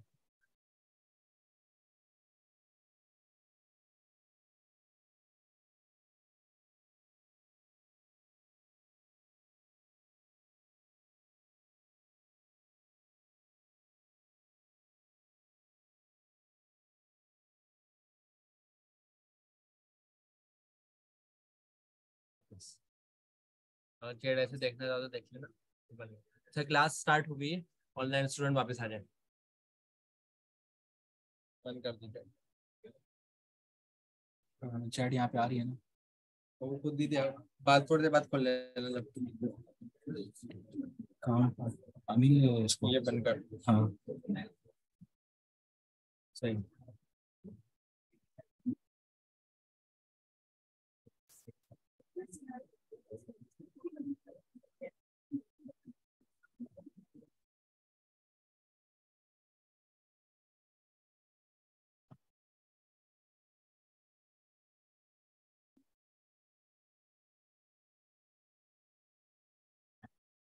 भैया 18.2.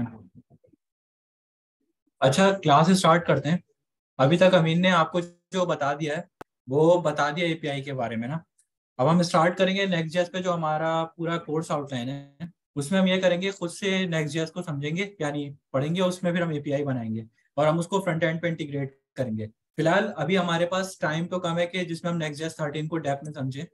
अभी जो है छोटा सा ओवरव्यू कर लेते हैं कि जो हम नेक्स्ट जेएस पे एपीआई बना रहे हैं उसको हम जैसे पोस्टमैन पे किस तरीके से टेस्ट कर सकते हैं। ठीक है, तो इसके लिए सबसे पहले मैं जो गया हूँ, मैं चला गया हूँ नेक्स्ट जेएस की डॉक्यूमेंटेशन के ऊपर। ठीक है, नेक्स्ट जेएस की डॉक्यूमेंटेशन पे जाने के बाद मैंने यहाँ से ये फाइल को कॉपी कर लिया और इसको मैं एक काम करता हूँ, इंस्टॉल कर लेता हूँ। इंस्टॉल दोबारा इस वजह से करा रहा हूँ क्योंकि नेक्स्ट 13.4 के अंदर कुछ वो चीज़ें पूछेगा और वो चीज़ें हमें बतानी कि कौन कौन सी चीज़ें हमें इनेबल करनी है। सही है।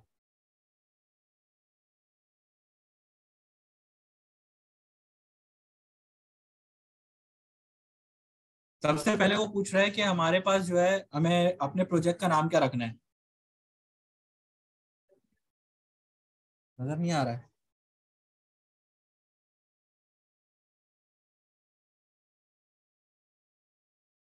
एक काम करते हैं, इसको यहीं पे खोल लेते हैं।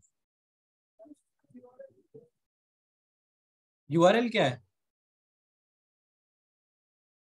इसका? यूआरएल ये रहा, npx create dash react dash app at latest। और ये नेक्स्ट जेएस की आप मेन डॉक्यूमेंटेशन पे जाएंगे तो उस पे आपको मिल जाएगा ना। ठीक है,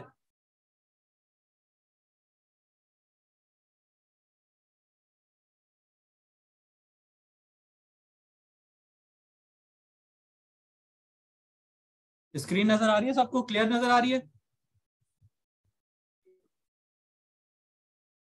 nextjs.org।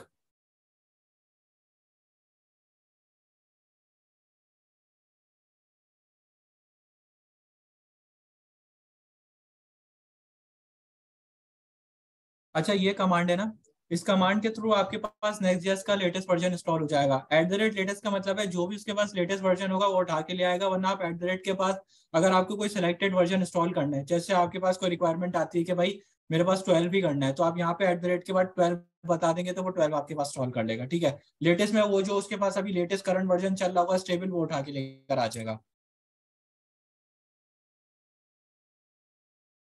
सही है। अब मुझसे पहले ये सवाल पूछ रहा है कि आपका प्रोजेक्ट का नाम क्या है, मैंने रख दिया।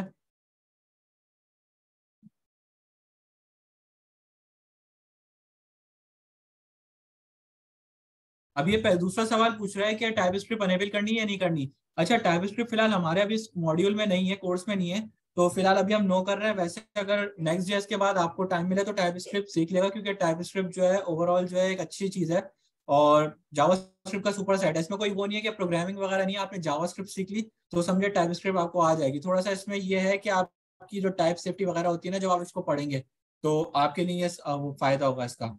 अच्छा, दूसरा पूछ रहा है ये ESLint का। अब ये ESLint क्या होता है, जब आपका कोड कंपाइल कर रहा होता है ना, कंपाइल टाइम के ऊपर वो कुछ चीजें देख रहा होता है, आपने कोई जैसे स्पेशल कैरेक्टर यूज करें। अब वो प्रोग्रामिंग के अंदर स्पेशल कैरेक्टर जो होते हैं, अगर आपने HTML पढ़ी होगी तो वो %% वगैरह के साथ यूज हो रहे होते हैं। जैसे हमारा कॉपीराइट का साइन होता है तो कॉपीराइट के लिए @ करके कुछ लग रहा होता है, मुझे याद नहीं है।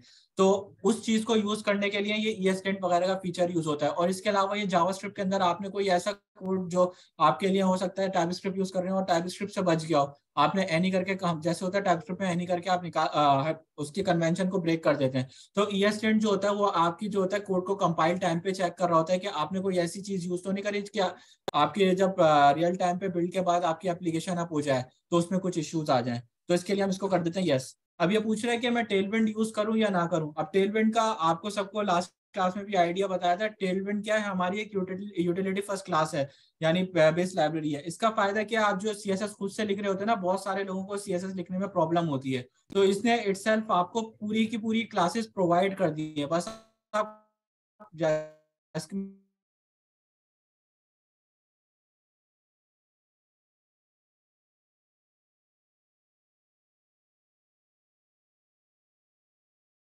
एक सोर्स डायरेक्टरी।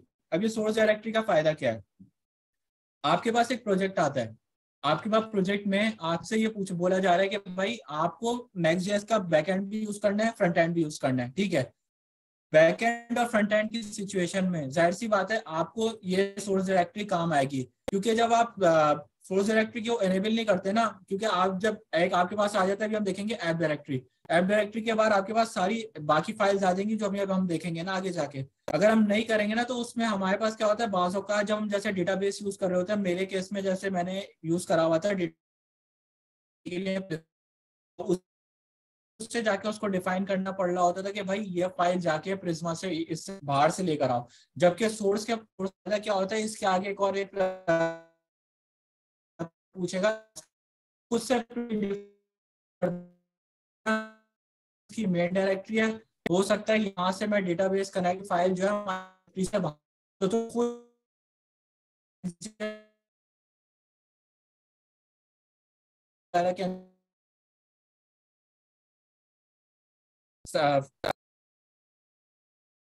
फाइल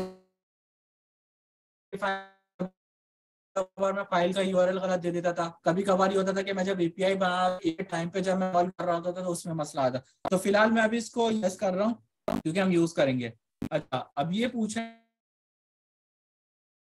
12 वर्जन था ना, तो ये सवाल नहीं पूछता था पहले। हम जस्ट रिएक्ट के ही उस पर चल रहा था, यानी मतलब उसमें हम लोग नॉर्मली रिएक्ट को यूज करते हुए बना लेते थे। लेकिन अब इसका 13 एक नई चीज जा रही है, app router. App router basically हम इसको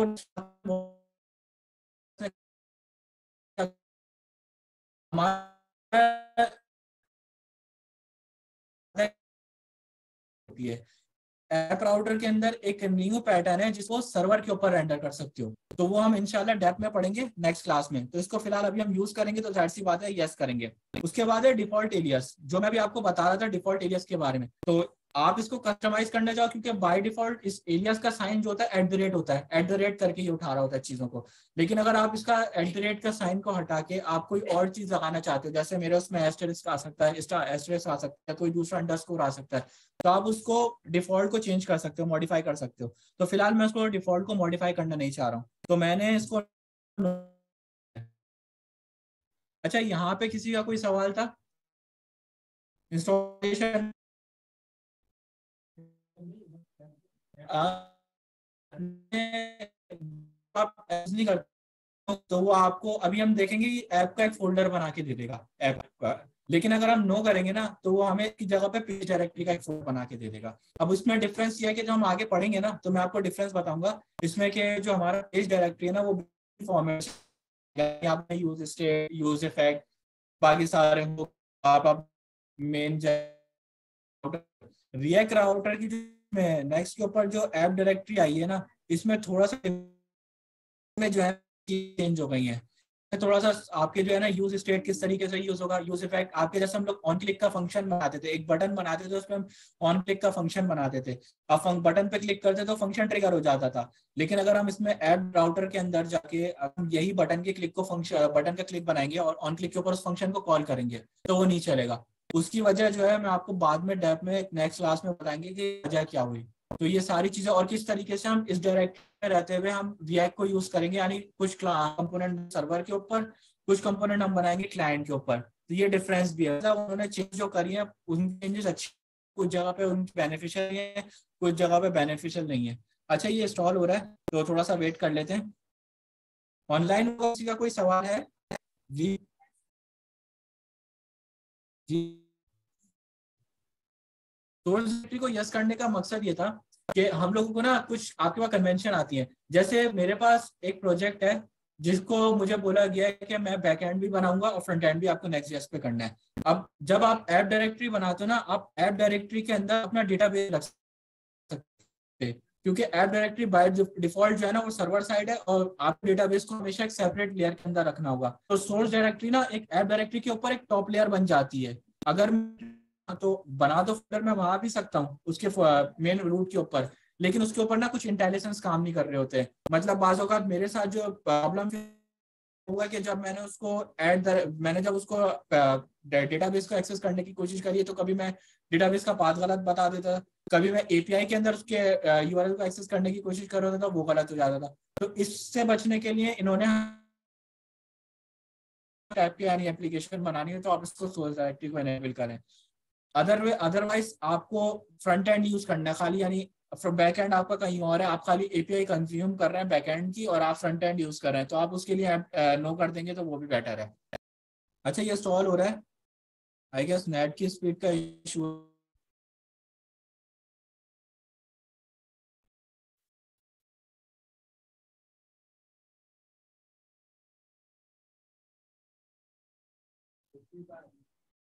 मीटिंग में आ रही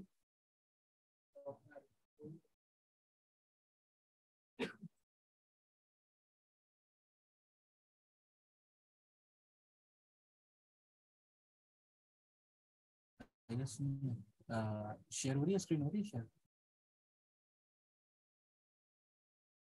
नेट है तुम्हारे स्क्रीन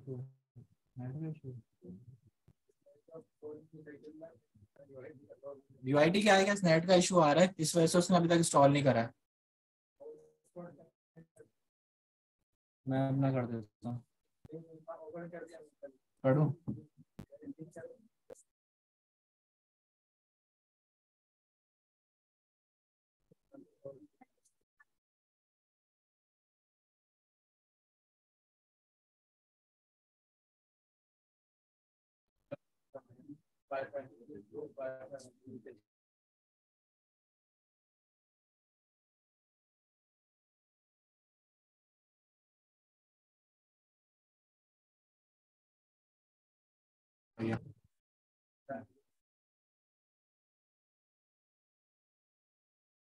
सही है, दोबारा से करते हैं, एक दफा देख लेते हैं कि इसने डायरेक्टरी तो नहीं बना दी, डायरेक्टरी इसने बना दी है।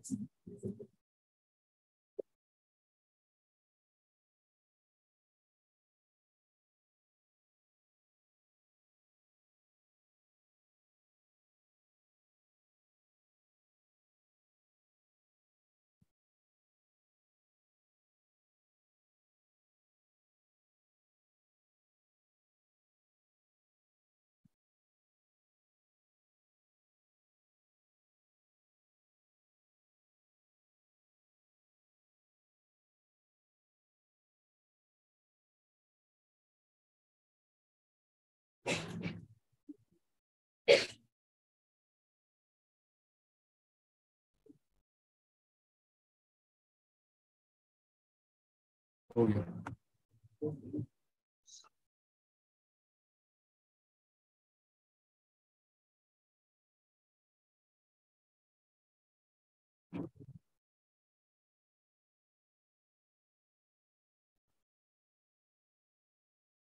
अपना कनेक्ट कर लो, अपनी लैपटॉप में हाँ।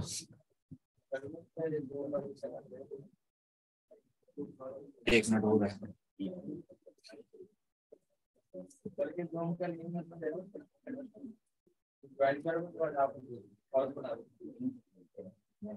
हो रही है ना, एक मिनट हो रही है, स्टॉल हो रही है।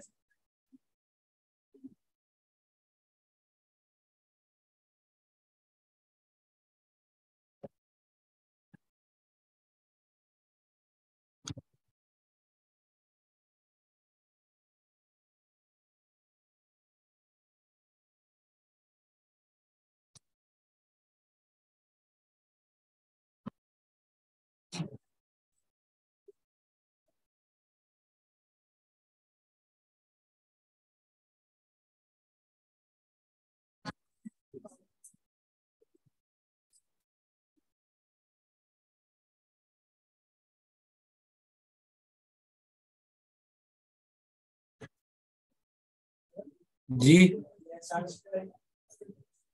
SRC डायरेक्टरी, हाँ हाँ यूज करनी है। अच्छा आ जाओ, तो देख लेते हैं कि फोल्डर स्ट्रक्चर क्या है, इसको जाते हैं। हमारे पास एक फोल्डर बन गया है नेक्स्ट स्टेप डैश UIT के नाम से, इसको खोल लेते हैं उसमें VS कोड के अंदर। मैं सारी चीजें नहीं बताऊंगा, इंशाल्लाह नेक्स्ट क्लास के अंदर आपको प्रॉपर बता देंगे कि किस तरीके से चल रहा है। फिलहाल अभी हम जाते हैं डायरेक्ट इसकी डायरेक्टरी के अंदर। अच्छा ये देखें, यहाँ पे मैंने जो सोर्स की डायरेक्टरी एनेबल करी थी उसके अंदर एक डायरेक्टरी आ रही है ऐप की, सही है। ऐप के अंदर हमें एक फोल्डर बनाना पड़ेगा API का, सही है, अगर हमें इसका बैकएंड लिखना है, ठीक है। अब ये जो मैं API का फोल्डर बनाने जा रहा हूँ ना, ये Next.js की तरफ से बाय डिफॉल्ट कन्वेंशन है कि अगर आपको Next.js का बैकएंड यूज करना है तो आपको क्या करना पड़ेगा, एक फोल्डर बनाना पड़ेगा API का। तो मैंने यहाँ पे लिखा API, सही है, मैंने API लिख दिया। एक काम करते हैं, पहले सर्वर रन कर लेते हैं इसका। सर्वर रन करने के लिए आपके पास कमांड है npm run dev। Server run हो गया,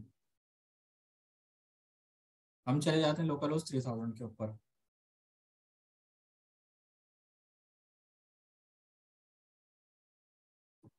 जब तक सर्वर ओपन हो रहा है हम एक काम करते हैं, थोड़ा सा देखते हैं Next.js की डॉक्यूमेंटेशन के ऊपर जाते हैं और थोड़ा सा इसको ना एक्सप्लोर करने की कोशिश करते हैं।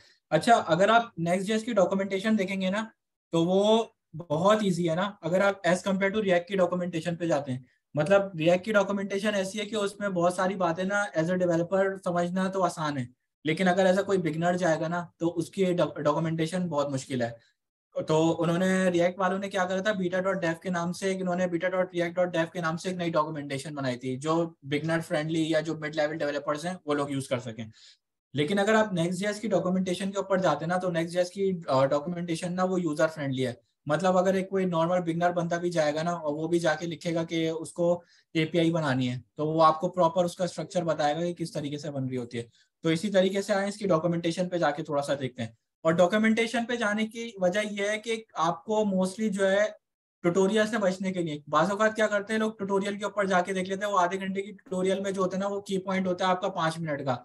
तो ज्यादा बेहतर ये है एज अ डेवलपर या एज अ कहीं पे भी आप डेवऑप्स जाते हो तो आपको बेस्ट प्रैक्टिसेस क्या होती है कि आप डॉक्यूमेंटेशन को रीड करो और डॉक्यूमेंटेशन को रीड करके अपनी जो प्रॉब्लम है उसको सॉल्व करो। तो मैं आ जाता हूँ यहाँ पे। अब यहाँ पे अगर आप देखेंगे ना तो इसके पास ना काफी सारी इसने चीजें दी हुई है। इसने हमें बताया हुआ है गेट स्टार्टेड के अंदर के इंस्टॉलेशन बताई हुई है, प्रोजेक्ट स्ट्रक्चर बताया हुआ है, रिएक्ट एसेंशियल बताया है। मैं आ जाता हूँ राउटिंग के ऊपर। राउटिंग के ऊपर जब मैं आऊंगा ना तो इसने काफी सारी चीजें हमें बताई हुई है कि किस तरीके से हमें राउट डिफाइन करना है, पेजेस एंड लेआउट। ये हम सारी चीजें जो है क्लास के अंदर एक्सप्लोर करेंगे नेक्स्ट क्लासेस में। इंपॉर्टेंट चीज जो है हमारे पास हम आ जाता है राउट हैंडलर्स एपीआई बनाने के लिए। अब इसने हमें ना ये देखिए इमेजेस के थ्रू सिखाया हुआ है। इमेजेस के थ्रू इसने हमें क्या बताया हुआ है कि देखिए सबसे पहले जो है ना आपके पास एक ऐप का फोल्डर आ रहा है, ठीक है। हम भी जाके देख लेते हैं, हमारे पास ऐप का फोल्डर आ रहा है, हमारे पास एक ऐप का फोल्डर आ रहा है, उसमें एक फाइल आ रही है page.js की। एग्जैक्टली हमारे पास भी ऐसी page.js की एक फाइल आ रही है, ठीक है। उसके बाद इसने एक फोल्डर बनाया हुआ है एपीआई के नाम से, ठीक है। ये फोल्डर जो बनाया हुआ है ना ये Next.js की तरफ से इटसेल्फ उसकी कन्वेंशन है। बैकएंड के लिए आपको जो भी बैकएंड लिखना है वो बोलता है मैं तुम्हें प्रोवाइड कर रहा हूँ, तुम एक एपीआई का फोल्डर बनाओ। हमने भी एक एपीआई का फोल्डर यहाँ पे बना लिया, ठीक है। उसके अंदर हमें वो खुद से क्या बता रहा है कि हमें एक फाइल बनानी है। अच्छा यहाँ पे ना पहले क्या होता था, पहले ना इसने ना फाइल नेम ना इतनी ज्यादा कन्वेंशन नहीं होती थी, फाइल नेम आप कुछ भी रख दो चल जाती थी। लेकिन नेक्स्ट 13 के अंदर आके ना उसने फाइल नेम को भी कन्वेंशन कर दिया। यानी उसने बोला फाइल नेम जो है राउट जेएस ही होनी चाहिए। अब राउट जेएस किस तरीके से होनी चाहिए मैं अभी आपको आके बताता हूँ, ठीक है। हम आ गए यहाँ पे। यहाँ पे आके मैंने बोला एक डायरेक्टरी की बजाय मैं यहाँ पे बना लेता हूँ कि आप एक फाइल बनाया था route.js के। यहाँ पे बन गई हमारे पास route.js की एक फाइल। अब आ जाए थोड़ा सा और नीचे चलते हैं। ये देखें इसने क्या बनाया, route handlers are defined in a route.js ts। यानी उसने कन्वेंशन ऑटोमेटिकली उसने कन्वेंशन सेट की हुई है। हमें अब यहाँ पे बेसिकली हमने जावास्क्रिप्ट पढ़ ली है। अब जावास्क्रिप्ट के अंदर हमें कुछ चीजें उसने बताई थी। जावास्क्रिप्ट में हमने फंक्शन पढ़े थे, सही है। हमने नॉर्मल फंक्शन भी पढ़े थे और हमने प्रॉमिस एसिंक अवेट वगैरह भी बने थे। अब हमें पता है कोई भी एपीआई बना रहे होते हैं, एपीआई जो है एसिंक्रोनस होती है। एसिंक्रोनस मतलब हमें नहीं पता वो कितने टाइम में उसका रिस्पॉन्स आ रहा होता है। तो उसने हमें प्रॉपर क्या बताया है, इसने हमें प्रॉपर एक सिंटैक्स प्रोवाइड करा हुआ है, ठीक है। हम इस सिंटैक्स को ही बनाएंगे, सही। मैं आ गया एपीआई के अंदर, एपीआई फोल्डर के अंदर मैं आ गया route.js की फाइल के अंदर, सही है। route.js के अंदर मैं इसी तरीके से इसको कॉपी करूंगा।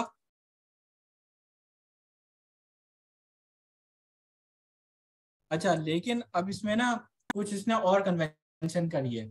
आपको जैसे हमें पता है एपीआई कितने टाइप्स की होती है, एक होती है गेट, पुट, पोस्ट, डिलीट, सही है, या पैच, या एक और भी होती है ऑप्शंस जो हमें होते हैं। इसने क्या करा है, अगर हमें कोई गेट की हमें किसी कोई डेटा मंगवाना है तो उस डेटा को मंगवाने के लिए इसने हमें क्या बता दिया, गेट का आप कीवर्ड यूज करोगे जहाँ पे जो लिखा हुआ है। अगर आप गेट के अलावा कोई दूसरा कीवर्ड यूज कर लोगे ना तो वो क्या करेगा, वो चलाएगा नहीं। जैसे गेट, अगर मुझे कोई एपीआई से डेटा मंगवाना है तो हम क्या यूज करते थे, गेट।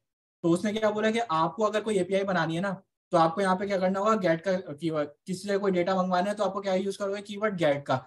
अगर आपको कोई डेटा पोस्ट करना है तो आप क्या यूज करोगे, पोस्ट, पोस्ट का कीवर्ड यूज कर लोगे। इसी तरीके से पैच का यूज करना है तो आप पैच यूज करोगे, और इसी तरीके से आपको अगर डिलीट करना है तो डिलीट का कीवर्ड यूज करोगे। अगर मैं यहाँ पे कोई और एक्स्ट्रा कीवर्ड यूज करूंगा ना तो Next.js इटसेल्फ क्या है, वो एरर देना शुरू कर देगी। पहले मैं देख लेता हूँ सर्वर चल रहा है, हमारा Next.js का सर्वर स्टार्ट हो गया, सही है।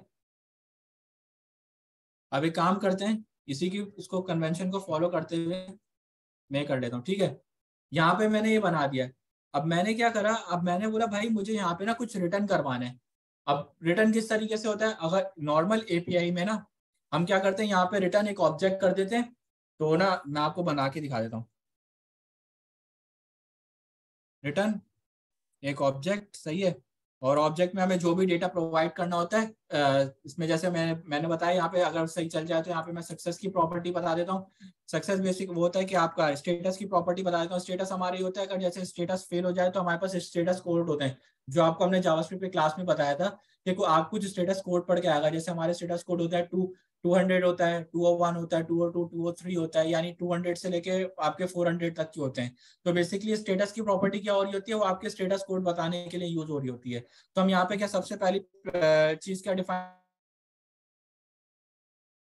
कोड डिफाइन कर देते हैं कि भाई यहाँ पे अगर जैसे मेरा डेटा यहाँ से सक्सेसफुली चला जाए तो यहाँ से हम क्या करते हैं, स्टेटस बता देते हैं। और सक्सेसफुल डेटा भेजने के लिए हमारे पास क्या कीवर्ड यूज कौन सा होता है, 200 का यूज हो रहा होता है। लेकिन नेक्स्ट.जेएस में ना थोड़ा सा डिफरेंट है। नेक्स्ट.जेएस बोलता है तुमने जब मेरे एपीआई फोल्डर यूज करा है, मेरी ही कन्वेंशन यूज कर रहे हो, तो मैं तुम्हें इसकी जगह पे एक और चीज प्रोवाइड कर रहा हूँ। तुम ऐसे रिस्पॉन्स नहीं भेजो सर्वर दूसरे यूजर के पास, मैं तुम्हें एक कीवर्ड दे रहा हूँ अपना बनाया हुआ। वो बोलता है नेक्स्ट रिस्पॉन्स, जो उसके अपने सर्वर से आ रहा होता है। सही है। ये नेक्स्ट रिस्पॉन्स क्या होता है, जिस तरीके से मैं यहाँ पे एक ऑब्जेक्ट रिटर्न कर रहा होता हूँ ना, वो उसी तरीके से हमें क्या कर रहा होता है, नेक्स्ट रिस्पॉन्स जो होता है ना, वो एक ऑब्जेक्ट बना के देता है, लेकिन वो थोड़ा सा नेक्स्ट के अपने उसके बताए हुए तरीके के हिसाब से होता है। हम हो सकता है कोई गलती कर दें अपने ऑब्जेक्ट बनाने में, तो नेक्स्ट.जेएस क्या बोलता है कि तुम मेरे ही रिकमेंडेड वे से एपीआई बनाओ, ताकि तुम्हारे पास कोई इन दी एंड प्रोडक्शन पे या आपके डेव पे या डिप्लॉयमेंट पे कोई इशू ना आए। तो ठीक है, आ जाते हैं इसके और डॉक्यूमेंटेशन की तरफ पढ़ते हैं। अच्छा, यहाँ पे किसी का कोई सवाल है? पढ़ूं आगे? कन्वेंशन।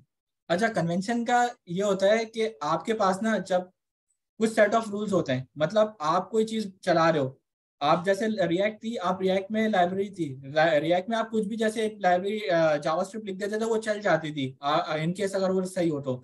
लेकिन उसमें जब आपका नेक्स्ट.जेएस है ना, नेक्स्ट.जेएस रिएक्ट के ऊपर एक टॉप लेवल के ऊपर आया, मतलब टॉप लेवल के ऊपर उसके ऊपर कुछ एडिशनल चीजें फीचर लेकर आया।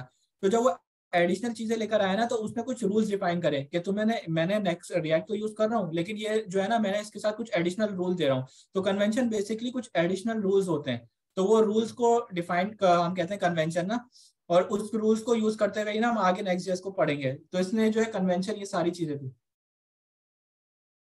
ठीक है, देखिए इसने भी क्या करा हुआ है, इसने भी यहाँ पे नेक्स्ट रिस्पॉन्स को निकाला हुआ है। अब हम कुछ नहीं करेंगे,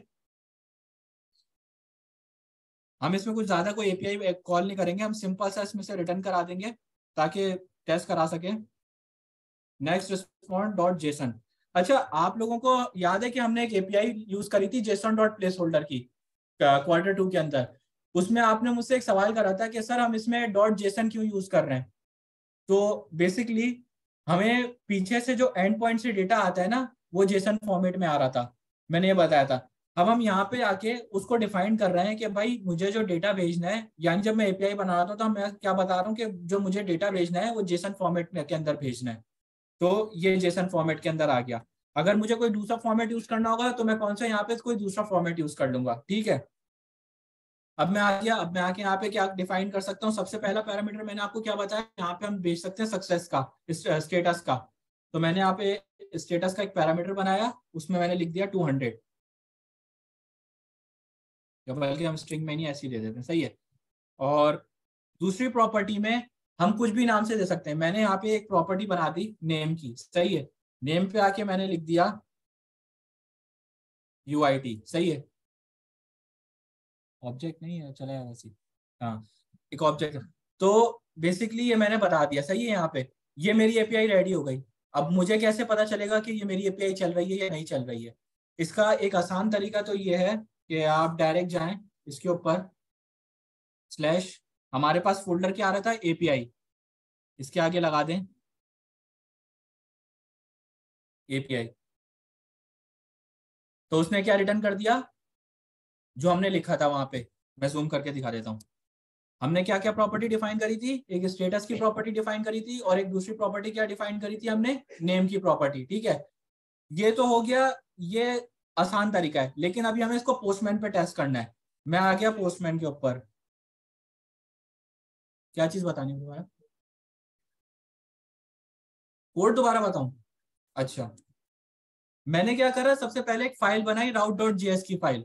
route.js की फाइल मैं अगर देखूं तो, अगर मैं इसमें आ जाता हूं तो इसमें कन्वेंशन बनाई है उसने कि आपको, और ये लिखा हुआ है, अगर आपको कोई भी एपीआई बनानी है, मैं थोड़ा सा जूम भी कर देता हूँ, अगर आपको कोई भी एपीआई बनानी है तो आपको एपीआई का फोल्डर बनाना है। एपीआई के फोल्डर के अंदर जैसे आपको कैटेगरीज डिफाइन करनी है, तो अभी फिलहाल मैंने कैटेगरीज डिफाइन नहीं करी, वो हम आगे डिफाइन करेंगे, सही है।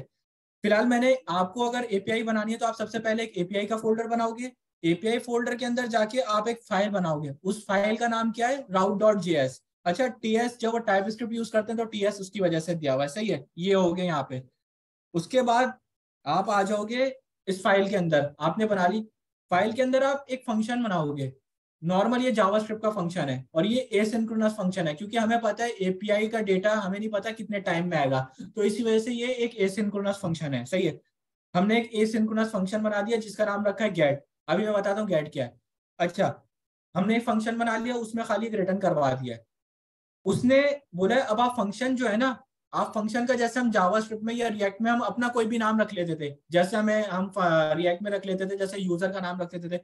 उसने बोले आप जब एपीआई बना रहे होगे ना, एपीआई के टाइम पे ना आप मेरी चीजों को फॉलो करोगे। नेक्स्ट बोला है अगर आपको गेट मतलब आपको कहीं से कोई डेटा मंगवाना है तो आप क्या यूज करोगे, उसका कीवर्ड यूज करोगे। जैसे हमें पता है डेटा गेट से आता है, गेट की रिक्वेस्ट से आता है, तो आप गेट यूज करोगे।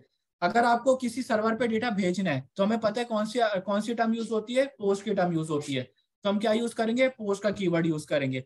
यहाँ पे आके आप क्या कर दोगे, पोस्ट लिख दोगे खाली ना, कैपिटल में पोस्ट लिख दोगे, तो ये आपकी पोस्ट की एपीआई बन जाएगी। हम आगे बनाएंगे इसको, सही है। इसके बाद अगर आपको कोई डेटा ऑलरेडी आपके डेटाबेस में मौजूद है, आपको पता है कि उस डेटाबेस को हमें कोई अपडेट करना है उस डेटा को, तो उसके लिए हम क्या यूज करते हैं, पुट यूज करते हैं या पैच यूज कर रहे होते हैं, तो हम यहाँ पे आके पुट या पैच लिख देंगे। अगर हमें डेटाबेस के अंदर से कोई डेटा डिलीट कराना है और हमें एपीआई बनानी है डिलीट की, तो हम यहाँ पे आके खाली क्या लिख देंगे, डिलीट लिख देंगे। तो यहाँ तक क्लियर है, कोई इशू नहीं है। अच्छा, मैंने खाली यहाँ पे एक फंक्शन बनाया जिसको मैंने कीवर्ड दे दिया गेट का, ठीक है। उसके बाद मैंने रिटर्न करा दिया एक नेक्स्ट रिस्पॉन्स। अच्छा, मैंने आपको बताया था मैं यहाँ पे एक नॉर्मल नॉर्मल वो भी रिटर्न कर सकता हूँ ना, नॉर्मल ऑब्जेक्ट भी, वो भी रिटर्न करवा के देख लेते हैं वो क्या रिटर्न कर रहा है।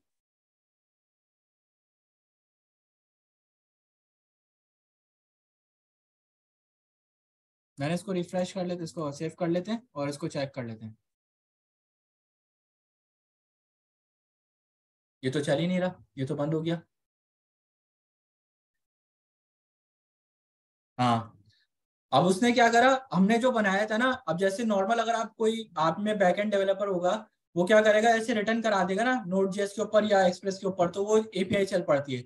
लेकिन नेक्स्ट जेएस ने बोला भाई अगर तुम मेरे सर्वर को यूज कर रहे हो ना, मैं तुम्हें एक अलग से एक रिजर्व कीवर्ड दे रहा हूँ नेक्स्ट रिस्पॉन्स के नाम से। अब ये नेक्स्ट रिस्पॉन्स क्या है, ये बेसिकली मेरे सर्वर को बता रहा होता है कि मैं कोई ना कुछ रिस्पॉन्स सेंड कर रहा हूँ यहाँ से। तो मैंने इस वजह से इसके नेक्स्ट रिस्पॉन्स को यूज करा था। अब जैसे मैंने नेक्स्ट रिस्पॉन्स को यूज करा, उसके साथ मैंने डॉट करके वो डिफाइन करा जेसन। मैंने आपको बताया था कि हमने जब जावास्क्रिप्ट के अंदर हमने आप एपीआई यूज करी थी जेसन प्लेस होल्डर की, वहां से हमने एक डेटा को पार्स करा था और हमने उसको जेसन फॉर्मेट में कन्वर्ट करा था।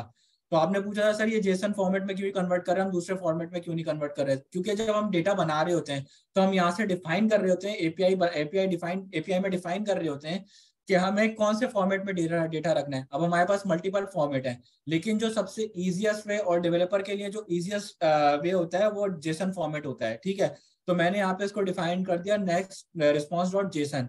अब जेसन बेसिकली एक फंक्शन है जो नेक्स्ट ने हमें डिफाइन करा है। उस फंक्शन के अंदर मैंने क्या डिफाइन कर दिया, मैंने एक प्रॉपर्टी बता दी स्टेटस की। यहाँ पे आप कुछ भी डिफाइन कर सकते हो स्टेटस की जगह पे। अगर मैं यहाँ पे एबीसी लिखूंगा तो वो भी चलेगा, मतलब यहाँ पे आप अपने की जैसे ऑब्जेक्ट डिफाइन करते हो। और यहाँ पे मैंने एक नेम बता दिया, नेम क्या है, यूआईटी, ठीक है। अब मैं दोबारा चला लेता हूँ इसको, तो ये तो फिर आ गया एबीसी करके। तो बेसिकली नेक्स्ट जेएस के ऊपर जब हम कोई भी काम कर, क्योंकि आप नोड जेएस भी काम करते हो, नोड जेएस के ऊपर आप बैकएंड बना रहे होते हो, तो बैकएंड के ऊपर आपको कुछ सेट ऑफ रूल्स डिफाइन कर रहे होते हो। तो नेक्स्ट जेएस ने भी अपने सेट ऑफ रूल्स डिफाइन कर दिए। हमने इजीएस्ट वे देख लिया कि हमने डायरेक्ट स्लैश एपीआई को हिट करा तो उसने हमें ये वाला रिस्पॉन्स दे दिया। लेकिन अगर हमें कहीं दूसरी जगह पे इस एपीआई को टेस्ट करना है, जैसे पोस्टमैन के ऊपर, तो मैं आऊंगा पोस्टमैन के ऊपर, मैं इस यूआरएल को कॉपी कर लूंगा और यहाँ पे मैं डिफाइन कर लूंगा, नजर आ रहा है ना। तो मैंने आप इसको डिफाइन कर दिया एपीआई, और मैं जैसे ही सेंड करूंगा तो उसने हमें क्या रिस्पॉन्स रिटर्न कर दिया, 200, और ये नेम यूआईटी लिखा हुआ आ रहा है। यहाँ तक क्लियर है, ये आपकी है बेसिक एपीआई, ठीक है। अभी इससे ज्यादा आगे हम बढ़ नहीं रहे क्योंकि क्लास का भी एक तो टाइम ज्यादा हो गया है। इंशाल्लाह नेक्स्ट क्लास के अंदर हम लोग इसको प्रॉपर देखें, नेक्स्ट जेएस के स्ट्रक्चर को स्टडी करेंगे, उसके बाद जो है इसकी प्रॉपर एपीआई पे देखेंगे तरीके से बाकी एपीआई पे काम होता है। अच्छा, आपका टॉपिक ये है, पहले तो आपको एपीआई इकोनॉमी जो है ना वो पढ़कर आनी है, पहले समझना कि एपीआई इकोनॉमी काम किस तरीके से कर रहा है, सही है। दूसरा आपको ये करना है कि आपको नेक्स्ट जेएस का ना बेसिक स्ट्रक्चर 13 के ऊपर के कुछ करना नहीं है, उसमें फाइल्स देखनी है, फाइल्स क्या है, और एक फंक्शन डिक्लेयर करना है, जैसे हमारे पास यहाँ पे आ रहा है page.js। इसमें जैसे ही हमारे पास बना हुआ है, सही है, नॉर्मल एक होम का फंक्शन बना हुआ है, सही है। आपको बेसिकली एक फाइल बनानी है और उसमें अपना आउटपुट रन करना है, और थोड़ा बहुत ये देखना है कि सर्वर कंपोनेंट और क्लाइंट कंपोनेंट में फर्क क्या है। ज्यादा फर्क नहीं है, अगर समझ नहीं आया तो फिर हम नेक्स्ट क्लास में कवर अप कराएंगे, लेकिन ये थोड़े से टॉपिक्स हैं जो आप पहले से पढ़ कर आए, ठीक है। तो मैं रिपीट कर दूं, 3 चीजें आपने बताई जी। पहला एपीआई इकोनॉमी की थ्योरी कॉन्सेप्ट क्लियर करने, सेकंड नंबर पे नेक्स्ट का क्रेडिट प्रोजेक्ट बनाना है वेब डायरेक्टरी के साथ, और आपने उस पर क्या करना है, उसको एक्सप्लोर करना है कि इसमें कौन कौन से फाइल्स हैं, कौन कौन सी डायरेक्टरीज हैं, और जो उसकी सबसे मेन डायरेक्टरी जैसे pet.js, इसको आपने रिमूव करके अपना कोई हेलो वर्ल्ड लगा दें, देखने की नहीं किस तरीके से चल रहा है। और इसके अलावा आपने एपीआई भी बनानी है और एपीआई को टेस्ट करना है कॉन्स्टेंट पे, और साथ साथ आप जो हमने ओपन एआई की एपीआई टेस्ट करी है, उस एपीआई को आपने घर जाकर प्रॉपर टेस्ट करना है, और उसमें और भी मजीद आगे यूज करना है। हमने तो उसको यूज करा है, उसमें और भी चीजें हैं, आप इसको अगर थोड़ा एडवांस यूज करोगे काफी इसमें चीजें हैं। तो जितना ज्यादा आप घर पे टाइम लगाओगे ना, सारे नहीं इजी होगा, नेक्स्ट क्लास में आपको एडवांस टॉपिक पढ़ाना। अच्छा, हम ये करेंगे कि नेक्स्ट क्लास के अंदर ना ज्यादा टाइम नहीं लगाएंगे आज की उसके ऊपर, क्योंकि ऑलरेडी टॉपिक जो है नेक्स्ट जेएस जो एक तरीके से स्क्रैच से बतानी पड़ेगी, ठीक है। तो कोशिश करेगा कि आज का जो टॉपिक है ना वो आप घर से पढ़कर आप प्रैक्टिस कर लें, थोड़ी प्रैक्टिस करने के बाद थोड़ा सा इसको देख लेंगे किस तरीके से, ताकि नेक्स्ट क्लास में ना आपके पास ये ना हो कि आप प्रॉपर आपको दोबारा से स्क्रैच से बताना पड़े। इसमें हमारे पास एक तो टाइम की जो कंजम्पशन है वो हमें थोड़ा ज्यादा हो जाएगी, वो मिलेगा हमें, और ये है कि फिर हम थोड़ा नेक्स्ट आगे ना एक्स्ट्रा टॉपिक भी कवर अप कर लेंगे। इसके अलावा असाइनमेंट है, पोर्टफोलियो का असाइनमेंट, तो स्टूडेंट्स ने इन्होंने बना लिया। 2 स्टूडेंट, 3, 4, ये आधे आधे हाथ नहीं भाई, पूरे पूरे हाथ।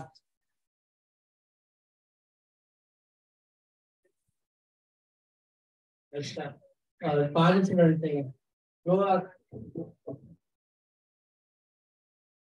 असाइनमेंट रेडी है ना, तो अभी मेरे पास आ जाए, मेरे पास अपना नाम नोट करवा लें, और इसका मैं लिंक तो भेज दें, मैं घर जाकर प्रॉपर टेस्टिंग कर लेता हूं, आपको शाम तक रिस्पॉन्स कर दूंगा। अच्छा, ये असाइनमेंट ना ऐसा नहीं है कि छूट जाएंगे, ये आपकी सर्टिफिकेशन में इशू करेंगे, सर्टिफिकेट नहीं मिलेगा आपको। इसके अलावा ना 5 स्टूडेंट ने बनाया है, इनको तो मैं चेक कर लूंगा, ये इतना मसला नहीं है, बाकी स्टूडेंट्स ने क्यों नहीं बनाया।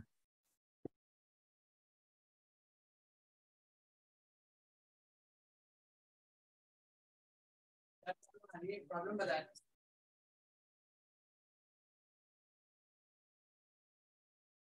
राइट, खोल लो।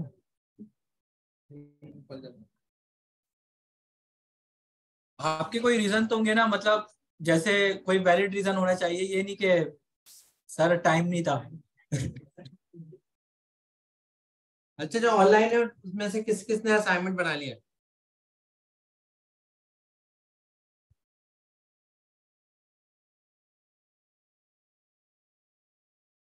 अच्छा, मैं अपना लैपटॉप कनेक्ट करके इनको एक चीज दिखा दूँ, तो 5 मिनट लगेंगे, फिर उसके बाद क्लास को एंड करते हैं ना।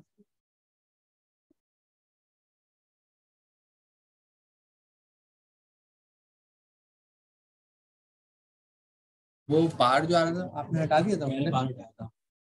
वापिस ख्याल से आगे आगे जी। ऑनलाइन में कौन सा असाइनमेंट हमने असाइनमेंट अनाउंस कर रहे थे, ऑनलाइन वालों को मैंने अनाउंस नहीं कर रहे थे, मैंने दूसरे टीचर से करवाया। ठीक है, कर रहे हैं कुछ लोगों ने।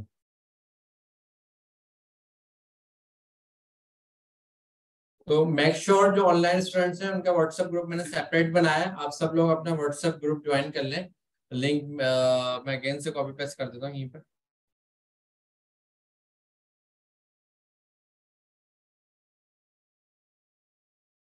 व्हाट्सएप ग्रुप का मैसेज लिंक कोई अगेन कॉपी पेस्ट करते, मुझे मिल नहीं रहा है।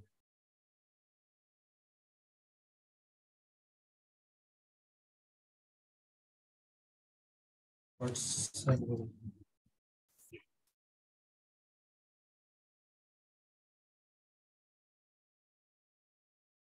ठीक है, ये WhatsApp group online student join कर लें और ऑन साइट का जो है वो सेम रहेगा। आप लोग असाइनमेंट्स में ना मैंने आप लोगों से यूज करवाई थी पेजेस डायरेक्टरी, ठीक है। वो यूज करवाने का मकसद क्या था, जब आप काम करने जाएंगे किसी प्रोजेक्ट पे तो आप प्रॉब्लम फेस करेंगे, चैलेंज फेस करेंगे। पहली प्रॉब्लम होगी कि आपको HTML CSS कोर आनी चाहिए ना। अगर आपको कोई प्रोजेक्ट मिलता है आपको कोर समझ में आनी चाहिए, HTML CSS कोर। तो ये तो आपको आती है, इसमें प्रॉब्लम नहीं है। और ये सारी आपने ऑनलाइन ही पढ़ी है, क्लास में हमने इतना कवर नहीं करा है। इसके अलावा रिएक्ट का मैंने आपको इतना करवा दिया था हमजा ने और मैंने, और इस क्लास में जितना हमने कोशिश करी थी कि आपको बेबल का कॉन्सेप्ट समझ में आ जाए, उसका किस तरीके से रिएक्ट का प्रोजेक्ट कंपाइल होकर चल रहा है, कौन कौन सी लाइब्रेरीज चल रही है, JSX क्या है, आपको कोर समझ आ गया था। ऐसा ही है ना, रिएक्ट चल के से रिएक्ट साइड। तो वो इसलिए था कि अगर आपको कोई रिएक्ट का कोर प्रोजेक्ट मिलता है तो आप उसको इजीली हैंड्स ऑन कर सकें, या कोई प्रॉब्लम भी मिलती है कहीं फंसते हैं आप, इवन आप वेब पैक में फंसते हैं, आप उसको हैंडल कर लें क्योंकि आपने वेब पैक चलाया कोड से। वेब पैक के बाद रिएक्ट हो गया। नेक्स्ट जेस का डायरेक्ट आपको अगर ऐप डायरेक्टरी पढ़ा देते तो प्रॉब्लम ये होती है, आपको पता ही नहीं होता कि पेजेस डायरेक्टरी क्या है और कैसे चलती है। तो ये क्योंकि इसके ऊपर भी काफी प्रोजेक्ट्स चल रहे हैं, तो आपसे जो भी पोर्टफोलियो प्रोजेक्ट बनाया वो पेज डायरेक्टरी में बनवाया। क्योंकि जो अभी हम नेक्स्ट जेस पढ़ेंगे ना वो टोटली सर्वर साइड है। सर्वर साइड का मतलब क्या है, जो आपने हुक्स पढ़े हैं वो क्लाइंट साइड पे यूज होते हैं, सर्वर साइड पे हुक्स यूज नहीं होते हैं। क्लाइंट साइड मतलब जो ब्राउजर में रन हो रही होती है उसकी उसी के ऊपर हुक्स यूज होते हैं। तो आपको हुक्स किसी काम के नहीं होंगे जब आप सर्वर साइड पढ़ रहे होंगे। और काफी चीजें उसमें चेंज होंगी, स्टेट मैनेजमेंट चेंज होगी। स्टेट मैनेजमेंट तो अभी हम खुद एक्सप्लोर कर रहे हैं। तो आप लोगों ने क्या करना है, अपना असाइनमेंट पेजेस डायरेक्टरी पे बनाना है, लेकिन घर जाके जो अभी आज की क्लास के नहीं आप पढ़ेंगे वो ऐप डायरेक्टरी पढ़ेंगे। और API को जितना ज्यादा पढ़ सकते हैं पढ़ लें, थ्योरी कॉन्सेप्ट अपने क्लियर कर लें API के। API से क्या क्या चीजें पॉसिबल हो सकती हैं। इवेंट स्ट्रीमिंग क्या होती है, इवेंट स्ट्रीमिंग क्या होती है पता है किसी को? पब सब मॉडल क्या होता है, पब्लिक एंड सब्सक्राइब मॉडल नहीं पता? तो ये थोड़ा सा टॉपिक्स है, मैं अलग से शेयर कर दूंगा आपको ग्रुप पे, आपने ये सब पढ़ने और बहुत मोस्ट इंपॉर्टेंट टॉपिक है। इस क्वार्टर में हम क्या करेंगे, इस क्वार्टर में हम API भी पढ़ेंगे, इस क्वार्टर में हम डिजाइन भी पढ़ेंगे, दोनों चीजें करेंगे। डिजाइन हमारा होगा इस तरीके का कि आपको जो नेक्स्ट जेस के साथ ही कौन सी डिजाइन लाइब्रेरी लगा सकते हो उसको किस तरीके से कर सकते हो, बहुत शॉर्ट में लेके चलेंगे उसको। फोकस API पे होगा और सर्वरलेस पे भी होगा। तो थैंक यू सो मच। कोई दिखाना है तो online student thank you so much, हम मिलते हैं नेक्स्ट क्लास में। और जब तक आपके टीचर चेंज होंगे, एक में 5 मिनट रुक जाए।